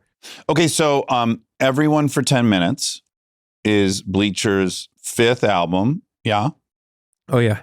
Okay, and now here's where I will be very honest with you, and I'm embarrassed to admit, although I've heard all this other work you've done, I've not been consuming a lot of Bleachers. It's a very oddly separate audiences. Yeah, sure. Yeah. Yeah. And I was completely missing the boat. I started with the new album and I listened to all those songs. And then I was like, oh my God, there's so many things I like about Bleachers. I hear so much General Public in it. Oh, cool. Did you like General Public? Yeah. Fuck. They got some John Hughes For needle sure. drops, I think. Yeah. I was so into new wave in junior high. That's what I regulated with. Yeah. I was just so in love with people and so heartbroken. All that music was so perfect Yeah, for it's so me. dramatic in the best way. The horns. Yeah. I fucking love the saxophone so much. I'm Me constantly too. saying how much I miss. You couldn't make a song in the 80s without a saxophone. It was illegal. Well, it became frowned upon, and Got a so little cheesy. so then we lost it. But it's like anything; it's how you use it. You know, like I mean, look at the guitar. It's like you could make the guitar so cheesy, or it could be the most interesting transcendent thing ever. Like where you know, I love the way Neil Young plays solos, where he's like fighting it. Saxophone's the same thing. Synths are the same thing. I love playing with things that have been distasteful and finding a new voice for them. Okay, so just in order, I love Dirty Wedding Dress. Take You Out Tonight. I'm gonna say there's a lot of Springsteen in that song. Well, Dirty Wedding Dress and Take You Out Tonight literally take place where I live at the shore in Jersey. Mm-hmm. Literally, I can feel it. Yeah, that's my music. You know, that's New Jersey has a sound that is one of the most important sounds in the world, but not documented the same way that like New York, London, Manchester, people obviously know Bruce, but there's so much more to it. There's Southside Johnny. There's that whole shore sound of We're learning so much I know, about this. Charlie is like a historian on New Jersey musicians, and he went to like some famous jazz pianist workshop, jazz clinic, like camp or something. It's crazy jazz. And the way I articulate the way I use horns, which is very New Jersey, is horns are coastal, right? Because when ships come in, you got to blow a horn. No one like hits a harpsichord when the ship's coming in. Like you got to blow a horn. So you think of horns, you think coastal, you got like New Orleans type jazzy horns. You got sort of like New England, like Crab Shack, deep horns. You got like, I love this take. Yeah, you got LA, sort of like, Captain Geach and the Shrimp Shark Shooter type, that thing you do reference horns. But then you got New Jersey, which is like coastal horns, but big and sad. So these are like industrial, big soaring, sad horn lines where it's like there's a duality of there's a saxophone here which is supposed to be like a wink, but they're playing this like super sad long line, very Springsteen, like the horns and like that line Secret Garden when it's just like hanging over. I love that stuff. Okay, and then this happens to me almost quarterly. Monica will know this. I find a song quarterly and I listen to it thousands of times. I can listen to songs on repeat. Me too. For hours and hours and hours, and I never tire of it. Same. And Upstairs at L's is fucking... Oh, really? Oh my God, dude. I can't tell you what I've been going through the last 24 Electric Lady Studios. ELS. Yeah, that's the Electric Lady Studios. I didn't put periods in it, did I not? Oh, so everyone's pronounced it wrong. No, you're correct. No, everyone says Upstairs at L's. Because there's no... I had to figure out once I read Electric. Yes, I did put it together afterwards. This is on me. But I was like, oh, is L's the friend's house? But then when I listened to the lyrics, I'm like, no, this is definitely where you record. Finish up a track, send a text, party on the roof, everybody get dressed. This feeling, if you're artistic, I feel like I just got zapped. It's like, to me, when I finish a script and I'm like, I fucking did it. It's time. And I wonder if we have a similar emotional state where it's like, I have to earn joy. Oh yeah.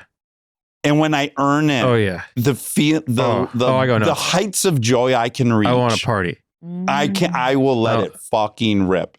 When I'm there and I get something I like, and then I'm like, by the way, that space up there, it's like, it's such like a secret rarefied place because it's like, all my friends, like no one's gonna come and like go live. So it's just like we're just actually completely loose and having fun. And so those nights when it's like the summer, you feel yourself from something you just made, and then you just kind of group text a bunch of people like, let's have pizza and drink on the roof. Oh, those are the nights when I'm like, and I'm a believer that it's always the good old days, but I'm like, we're like living in the good old days. And I want to write a song about that. The album ends with I'm Not Joking, which is very intense love song, and then Upstairs at ELS is like the credits rolling, like I finished the album. Here we are. Yeah. I was kind of shocked it wasn't like a first song on there, but I guess that makes a ton of sense. Well, that's a funny thing about Secret Singer. Like, my manager, my label, they're like, this is probably a hit single. Yeah. And I'm like, neat, but this is yes, and like because you're like I have this. Well, it's the album is my origin story, then it's people I've lost touch with quite quickly, and then it's my wedding, and then it's depression, and then it's like sort of finding God through love, and then the credits roll, and I'm at the studio finishing the whole album. Arc. Yeah, but what's cool about these days is like people find their ways to things. Yeah, but there's no doubt. I understand pop music, like that song is very my catchy. Grievance is you've released 3 tracks already on the album that I can listen to on Spotify, which I could hit repeat on. Yeah. But I have got the early things on the website. So I've listened to this song. Yeah. I'm not exaggerating, 50 plus times in the last 24 hours. And I have to go to my computer and restart it every single time. And it's worth it to me. That means a lot to me. This fucking song. I'm not downplaying that song. I love that song. But it says a lot about songwriting. Like sometimes you just like capturing a feeling, it's like not everyone comes and hangs out with me at the roof up there, but everyone knows the feeling of like, I feel enough joy in life to want to text my friends and hang out, which is kind of a big deal. Yes. Yeah, because most of the time I think we're all like, I feel like thinking about what I want for dinner and then, blowing my fucking brains out is often a feeling, or like I feel like turning my phone off and pretending no one exists. So when I have those moments where I'm like, let's let's like be together. Yes. Makes me feel very alive, and I'm trying to do more of it. But I could be projecting onto you No, you're not because I projecting. feel like I know that moment so well. You're not projecting at all. It's literally that moment. Do you also relate to, and I'm just now at 51, the yoke's coming off a bit, and I have to tell you, it's such a lovely feeling, but do you feel the weight of like, I have to do so many things, I have to fucking, everything I think I might be able to do, I must do. Yeah. The daunting fucking force and burden of that. Yeah, and it's one of the reasons why I love being on tour so much, because you're like a baby and all you have to like just like do nothing because the show is so big.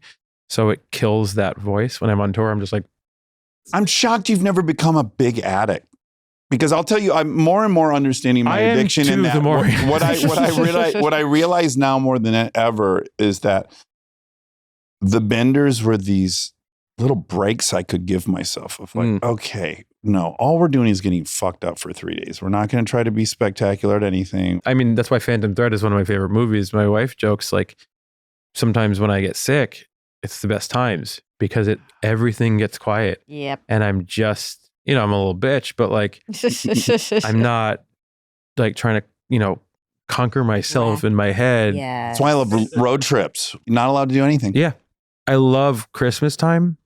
I'm sure you, like me, had moments during lockdown that were transcendent. Mm-hmm. Yeah. Mm-hmm. Just because it took the whole fucking world shutting down for me to get a break. Yeah. These are things I at once long to work on, and then also I'm like, I am who I am. I go back and forth. I have a feeling, and maybe you, do you have kids? No. This is my feeling, and you can tell me if this is bullshit or not, but I sit there and I think to myself, I'm running towards this thing, and when that happens, it's going to just like rewire me. 100%. Maybe that's naive. Maybe it's going to happen, and there I'll be. No, it'll 1,000%, because the voice of what I got to do is like at 3 on the volume, and the what do these children need is at 10. Yeah. And it's so liberating. Well, that's how I feel with my dog. So I can only imagine what will happen with kids. I'll stop working. Not true. Yeah. But I will work in a way that is so much more healthy. Well, I've already started that. Getting married changed that, because I always was like running. Mm-hmm. I always had so many negotiations in my head of like, I was never with the right person. So I was like, am I happy? That terrible sort of like, does everyone get everything? Well, I like my work. Maybe I'll just. Yeah, exactly. But then I met my wife on the roof. Yeah. At Oh, Electric that's where you Lady. met Oh, you her? did at one of your come over and Did get you ever hear that dressed? Lana song, Margaret? He met Margaret on the rooftop. No, I have to go. Lana wrote a song about it. Oh my that's God. really sweet. But yeah, we met right there, which is another reason why that place is so special. Aw. What's interesting about it is when you find some common happiness, your work gets even better. But it's changed my relation to it a lot. I have to say, your wife is she's one of She's on your crush list? Oh my God, dude. She's on everyone's crush list. but- She's stunning. I noticed that sometimes when she does something and looks really beautiful, I'll like go on the internet and everyone's like, I'm gonna kill you to me. And I'm like, huh. Yeah. He was on Fallon. He's like, I fight. Find me in the street. Well, I'll fight. Yeah, I like the idea. It's like, there's like, if someone came up to me in the street, I would be so funny if someone came up to me in the street and was like, I like your wife a lot and I want to fight for her. I would be, my first thought would be like, well, that's up to her, my friend. Yeah. I've got in charge of her. Yeah, but I think it's just kind of internet lingo. This may shock you. I can relate to that. Well, of course, People like my wife quite a bit. Your wife's the best. Yeah. Had you seen Once Upon a Time before you met her? Is my question. Yeah. Okay. And she saw Spaceballs before she met me. Perfect. No, I was totally aware of her, but I just and I met her once prior to the rooftop. Once, and now it's like a great moment that we look back on. It's so weird, and what's really weird is I met her a long time ago at this party. It was actually Taylor's party, and for some reason we took a picture.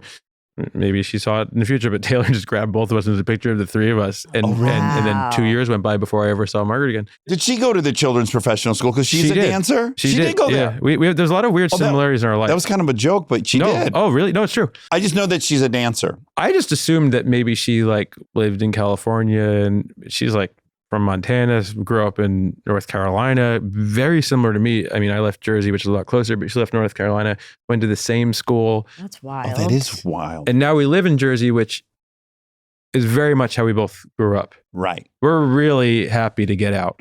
The way people react to pop culture in New Jersey, there's like a sweetness to it because it's out of the sauce. You know, like LA and New York Right less so, but LA is sort of like everyone knows what are you working on. You know, and there's a little bit like the chatter. And then we get to Jersey and people were like, "You do music?" I love Billy Joel. Exactly. They're like, you know, we just saw him and he was really good. And I also love Pearl Jam. And then we are going to see Celine Dion. Yeah. Same when we're in Nashville. We have a house in Nashville. And same, my neighbor's like, they've seen 3 movies in the last 4 years. Yeah. And they're hardly interested, and it's lovely. They're not like sitting there being like, well, this was an indie movie, but they spent $20 million on the promotion. So is it an indie? You know, like, it's not that shit. They're just sort of like, it's not even for a comedy. It's not a comedy. They're like Zootopia is very good. Yes. And they're not wrong. Yeah, they're not looking for a hot perfect. take. It's kind of how I feel about movies in a weird way. Like I hear all the sauce, but I don't care. Yeah. Like at all. Like I don't make movies. I don't want to make movies. Yeah. I like making music for movies here and there, but like zero ambition. Yes. So when I watch a movie, I am just like fucking loving it or not. And that's all I care about. Yeah. So like I'm not sitting there where I know a lot of people who are in the sauce and they have whereas it's just fascinating. Yeah. Some separation is nice. Well, just really nice. you get to experience people who are hitting you at all different levels, which is also like the show. You know, like I see when I play, there's people coming together from very different walks of life. Yeah. I like it because it right sizes your thing. So like when you're talking to your neighbors, they're like, yeah, I like music. I like Billy Joel and I like Pearl Jam. And you're like, oh, right. So that's the actual spot it occupies in people's consciousness. And I like being reminded of that. It's like people like movies, but like they like them. They're not fucking obsessed. I just love all versions. And very often I always tell my friends, like, you play live, like, you know, you see the 1% of fans that know everything about you, which I love. Yeah. They know every bit. Yeah. They know every bit. They know every joke. They know everything, every inside joke. And it's like that interaction is really interesting. But there's also like Jennifer up in the rafters, like, you know, like her friend brought her. Yeah. And she loves the band for a different reason. Right. But Jersey's fucking chill. Yeah. That's nice. Yeah. I think it's very good to get out of Yeah. the bubble as frequently LA as gets hard possible. for me. I don't know if you guys can relate, but it might be because I don't have a home. He feels that. I don't. I have no love home. it here. Okay. But I mean, again, because I grew up in the suburbs also. Where? Georgia, suburbs of Georgia. Like Marietta? Duluth. Very close to Marietta. There was a club in Marietta called Swayze's. Oh, I don't know. And they had pictures of Patrick Swayze everywhere. Oh, good that's, for them. That's fun. I love Swayze. That's a little more fun than I would expect from Georgia, to be honest. But I like this because it's a departure from that. Yeah. And I like that. I don't want to. I just have no home. So I'm like, yeah, rootless. Yeah. Yeah. Okay, we've had you forever. My last question is, because you've worked with so many people, have you ever been called upon to smooth out a beef between 2 artists? And you don't have to tell me who, but No. have you been brought in to like? I haven't. You haven't. Thank God. No. Okay. It's an interesting question, I can though. see that happening. Me too. Yeah. But I will say that I think, I'm trying to think if there's anything, not really. No. No. Okay. mean, That's good. Thank God. I would hate that but role. everyone's kind of like, people are really like in their own zone, especially when you're making an album. You're really just like off on your own thing. But are there betrayals? Like, does it feel like, oh shit, I guess I can't go work with this person now? Or no one really cares? Yeah, sometimes, but you always make your own decisions. Yeah. And like, you kind of like, I mean, it's fun. I find that the whole world is so different and bizarre and interesting, and also all high school at the same time. Yes. You know, it's yes. amazing. But yeah, like you have your people and you stand by them and you ride for them. But no, nothing that really like specifically happened. Right. You know, anyone who's really bummed anyone out that I know, I try to hang with my friends. Yeah.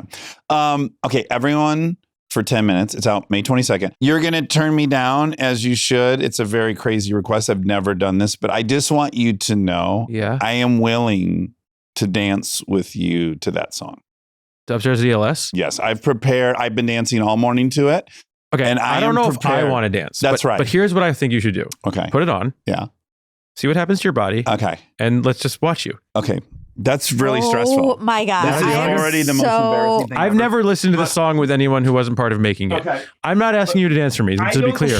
What I know No, he is that I clearly offered cannot- that up. What I know is that I can't tell you how I feel about it. I know that.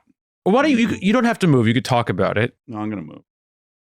You know what I think Monica will might edit out, 'cause might it's gonna be- so cringy. I think but- what you might be really getting you going is the drums are a thing called a Linn drum, which probably most popular, like Prince used a lot. It's this great 80s drum machine, and it's very punchy.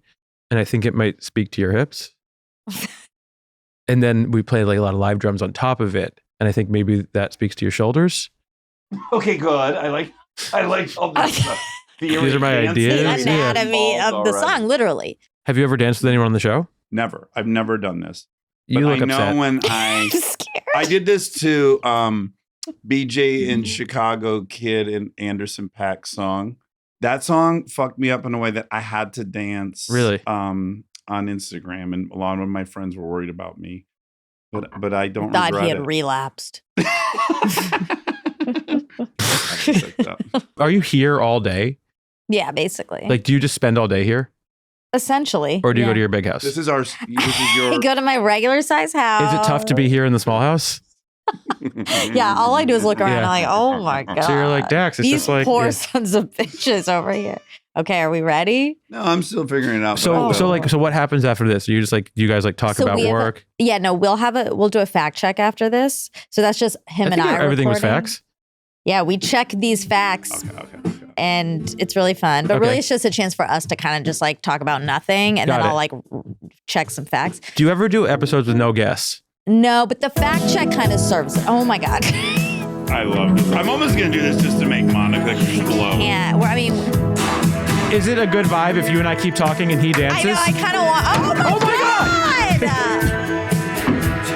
God! So then what will This happen? is so intense. I can't believe you're making him watch you do this.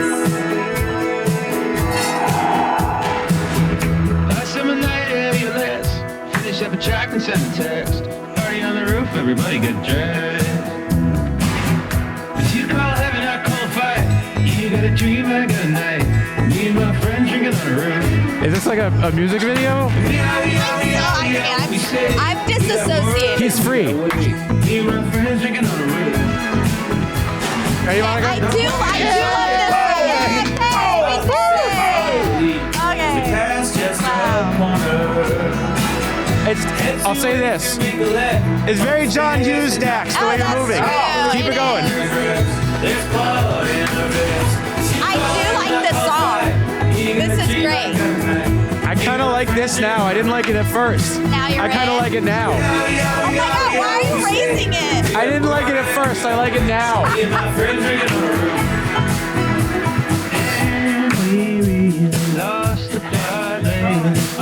He's in really good shape, huh?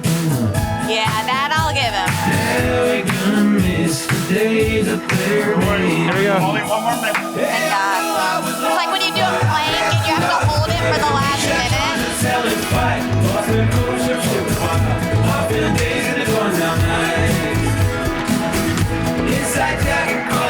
How much more? Not much, but you truly look uncomfortable. Here we go. Oh, that's good. I like that. Okay. It's a new move. This is the show. Oh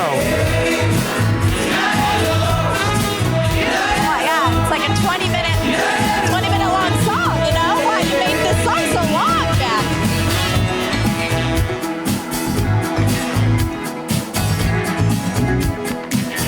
Wow. Very compelling. I'm going to say something, okay? It was upsetting, and then it was really beautiful. I really feel like you really like... I thought I might get you there. No, you You really did did it. get me You there. got- I don't know if Monica got Just there. leave the desk never or get there. the, you know. Look, it's like watching your dad, you know, it's watching your dad. It's... This is how I felt, okay? Yeah, I wanna and I think we need to do 5 more minutes, okay? I'll sit back down. Hold on. Give it, let him, you got to catch his breath. I felt like at first I was like, oh my God, what's he gonna do? Sure. And then I had that feeling like I'm at a comedy show. Is the comedian gonna bring me up? Yes. And then I'm not even joking. I felt like this was, you know, I feel like he's really going to another place, and that's beautiful. And then I genuinely liked a lot of the moves because they felt like, you know, like, is it Anthony Michael Hall in Breakfast Club? kind of thing, Ali Sheedy. Yeah. And then I quickly realized that what was going on was really about Monica. Her watching you with love. Are you sure there was? And, Yes, and Well, I know you love me. with love and sadness all at once was like the years you spent together. Like it was all just happening. Like I almost feel like her inner dialogue was like, "That's Dax." Also, Yeah. Kind of like I love him, and what am I gonna do? And Like he's I was not, acting this now. is him. He's not being like, he's not he was putting on a he wasn't show. putting on. Yeah, It's so earnest. And earnest can there's be. a chance that that's the video, and that's it. Oh my God. I sign up. I can dance much better than that. I was That on was the really good. spot. No, you have great the moves. space wasn't great. In my bedroom today, I was like, I was born to dance to this song.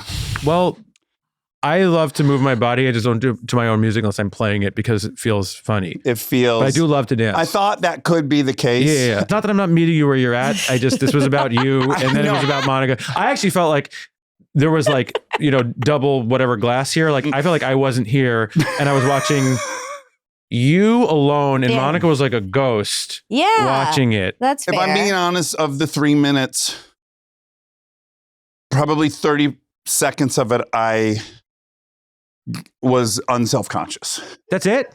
I felt like the whole time. It did feel like the whole time. That's good. I thought when you went to Monica, those were probably the moments of being self-conscious. 'Cause you were Yeah. like, No, I'm gonna. It's you. You're my guest. No, I'm doing something very bizarre in front of you. No, I like it. But it is with true, Yeah, genuine intention it's received. of thanking you and hoping you can see what that song does to me. I will request other videos of you doing it. Okay, great. Maybe to each song on the album. I will Well, request some that people have hype, I will man. request that you just do it. I will request that it becomes your apologies to Matt Damon. I would love that. I sign up That's for That you it. just if you have fucking Joyce Carol Oates here, you just kick the table over and just dance in Monica's face, Yeah. right? If you have Nancy Pelosi here, you just flip the table. and go, you're going to watch me Yeah, dance for 3 minutes. I don't want them dancing. Yeah, They have okay, to okay. watch. It's not like a cheer tunnel. It's not that. It's a subversive, strange moment where you just interviewed, let's say, Barack like Obama. Barack Obama, Or right? Michelle. He would have even. joined, though. He's not allowed. The whole That's the idea thing, is you can't. because it's not like we're zany. Here's a viral Yeah. moment. Yeah, It's not no. that. It's I just interview you, and now you're gonna witness me having childlike joy around someone who knows me deeply and loves me and is embarrassed for me. Yeah. You have to sit there and watch that. Yeah. I mean, also, I'm really. living out That's probably beautiful. your worst fear. That's what, duh. Yeah, like, yeah. I just said, this is my word. I Really? I think we're honest. I think when you're interviewed, you're so vulnerable, and this is your guys' space. And then I had to have the weird vulnerable moment of watching you. I know. It's very uncomfortable to watch me dance. Almost worse than doing the dancing. But that's having to why watch. it feels Remarkably. Yeah. But That's why it feels tough. It's like now you're in this position You're in to an have awkward to position. be like, well, Dax played with a line. So Dax didn't do something inappropriate, but we all felt like something inappropriate was happening. going on. And that's really interesting. So imagining Joyce Carol Oates sitting here or whatever, and you do that. Joyce Carol Oates is she's coming. she coming? Yeah. Who's so, coming soon? Can you not say? Wait, who's coming? That was a joke. But do you, Oh. do you announce who's coming? yeah. Well, we don't really, but That's always a secret. It's always a secret. It's always a secret. Okay, so like if I'm guessing, like, Yeah. I don't know. Manifest something for us. Okay, how about Yeah. Joyce Carol Oates? Comes, Okay. okay, how about who would I love to Taylor, see? let's use Taylor. She'd be great. She'd be Uh-huh. great. Okay. But she'd be She'd be really comfortable with that, I feel like. I feel like she'd be like, you go do your thing. Yeah. Get down I with think she'd be yourself. like, this is what I'm trying to get Really? guys to do. Vladimir Zelensky. Yeah. Okay, Or how about great. Putin? Wait, what's his name? Putin. No, what's his name? Not Vladimir. Oh my God. Did I just connect Vladimir Putin and Zelensky? what's Zelensky's first name? Voldemir. Okay, Voldemir? it's basically the same. What the fuck Yeah. is it really? It's something like I don't know. Okay, how so I'm to not say way it. off. Okay. Imagine you're getting into it with Ted Cruz and you're really Okay. going there. Or like, I'm just trying to think of an interesting character. Lindsey Graham. Lindsey Graham. That might put him over the edge. He might pass in my present. Yeah, he might I might be in a court. he might hit the rainbow bridge. Like you had to have known, Mr. Shepard, He that might he would have leave died. this big blue marble. Him watching you do something that is so antithetical to what he's about would kill Yes. him. You had to have known that, Mr. Shepard. This is what they'd say. I'm trying to. Are you okay? I'm more than okay. Okay, just wanted to check. This is where I live in the place. I know. Of, And you In were the on most stage sincere, and you're non-bitty seeing way. this. Yeah. In the most sincere, non-bit-y way. yes, I feel like I owe you that I- because of how much joy that thing gives me and how much I relate to the moment. Love that it you're and receive describing. it and put in a formal request for Okay. it to be the, and we ran out of time, Matt Damon of this show. I do. I like. I Let's like. usher in. Let's like get this that. podcast to number 3 or 2. Let's get You know? into number 2. We got to beat those Germans. This might get us there. This might get us there. Well, this has been a blast. Thank you guys so It's been much. a first Yeah, for so me, fun. and it's been a blast. And not a last. And I can't wait for people to explode to this song the way I just did. It's a great song. Thank now you. I can say, even having experienced Yeah. that, In the worst possible situation, you liked it. I even. really liked it. Yeah. I did have a thought while it was happening, was like, is this a new kind of like strip club? Not stripping, but like, is this like a new thing where like a guy just sort of like dances has wildly. joy and you sit near? I think it would be too much for Interesting. people to handle Interesting. watching a man and Something just to think about. exude joy. I think it's good. It's good to show it's the opposite of the man. What you just did is the opposite of the manosphere. So I will give you credit for Also, you think it's that's not the, you think cynical. that's the inverse? It's also do. it was definitely not cynical. Definitely not cynical. Yeah, and that's all we're going for here yeah. today. Okay. I think Monica's Great going to job. unpack it for a long time, is how I feel. Yeah, I have a lot to sit with. My scheduled therapy. Well, this has Yeah. been a blast. I You knew guys I are the would best. like you because I love Rachel so much, and it was everything I Thank you hoped guys for. so much. And I hope you'll come back. Fantastic. And I'll dance if you again. cut that part, my little we heart will break. won't. I'll leave I can that already in. read the headline. Dax Shepard That's- forces. Honestly, that's my worry. Yeah, forces. You can't Jack live your life. Antonoff. Yeah, but you know what? You can't do it. It's got to be me. You got to be you, and you got to Yeah. you got to dance for When Joyce. you have to dance, you have to dance. For real. Yeah. Yeah. It's the puzzle that needs But next time solving. you have like a dignitary or someone. Yeah. So this is just what we do here. Jack, this has been a blast. Everybody listen to Everyone for 10 minutes, May 22nd. Come back.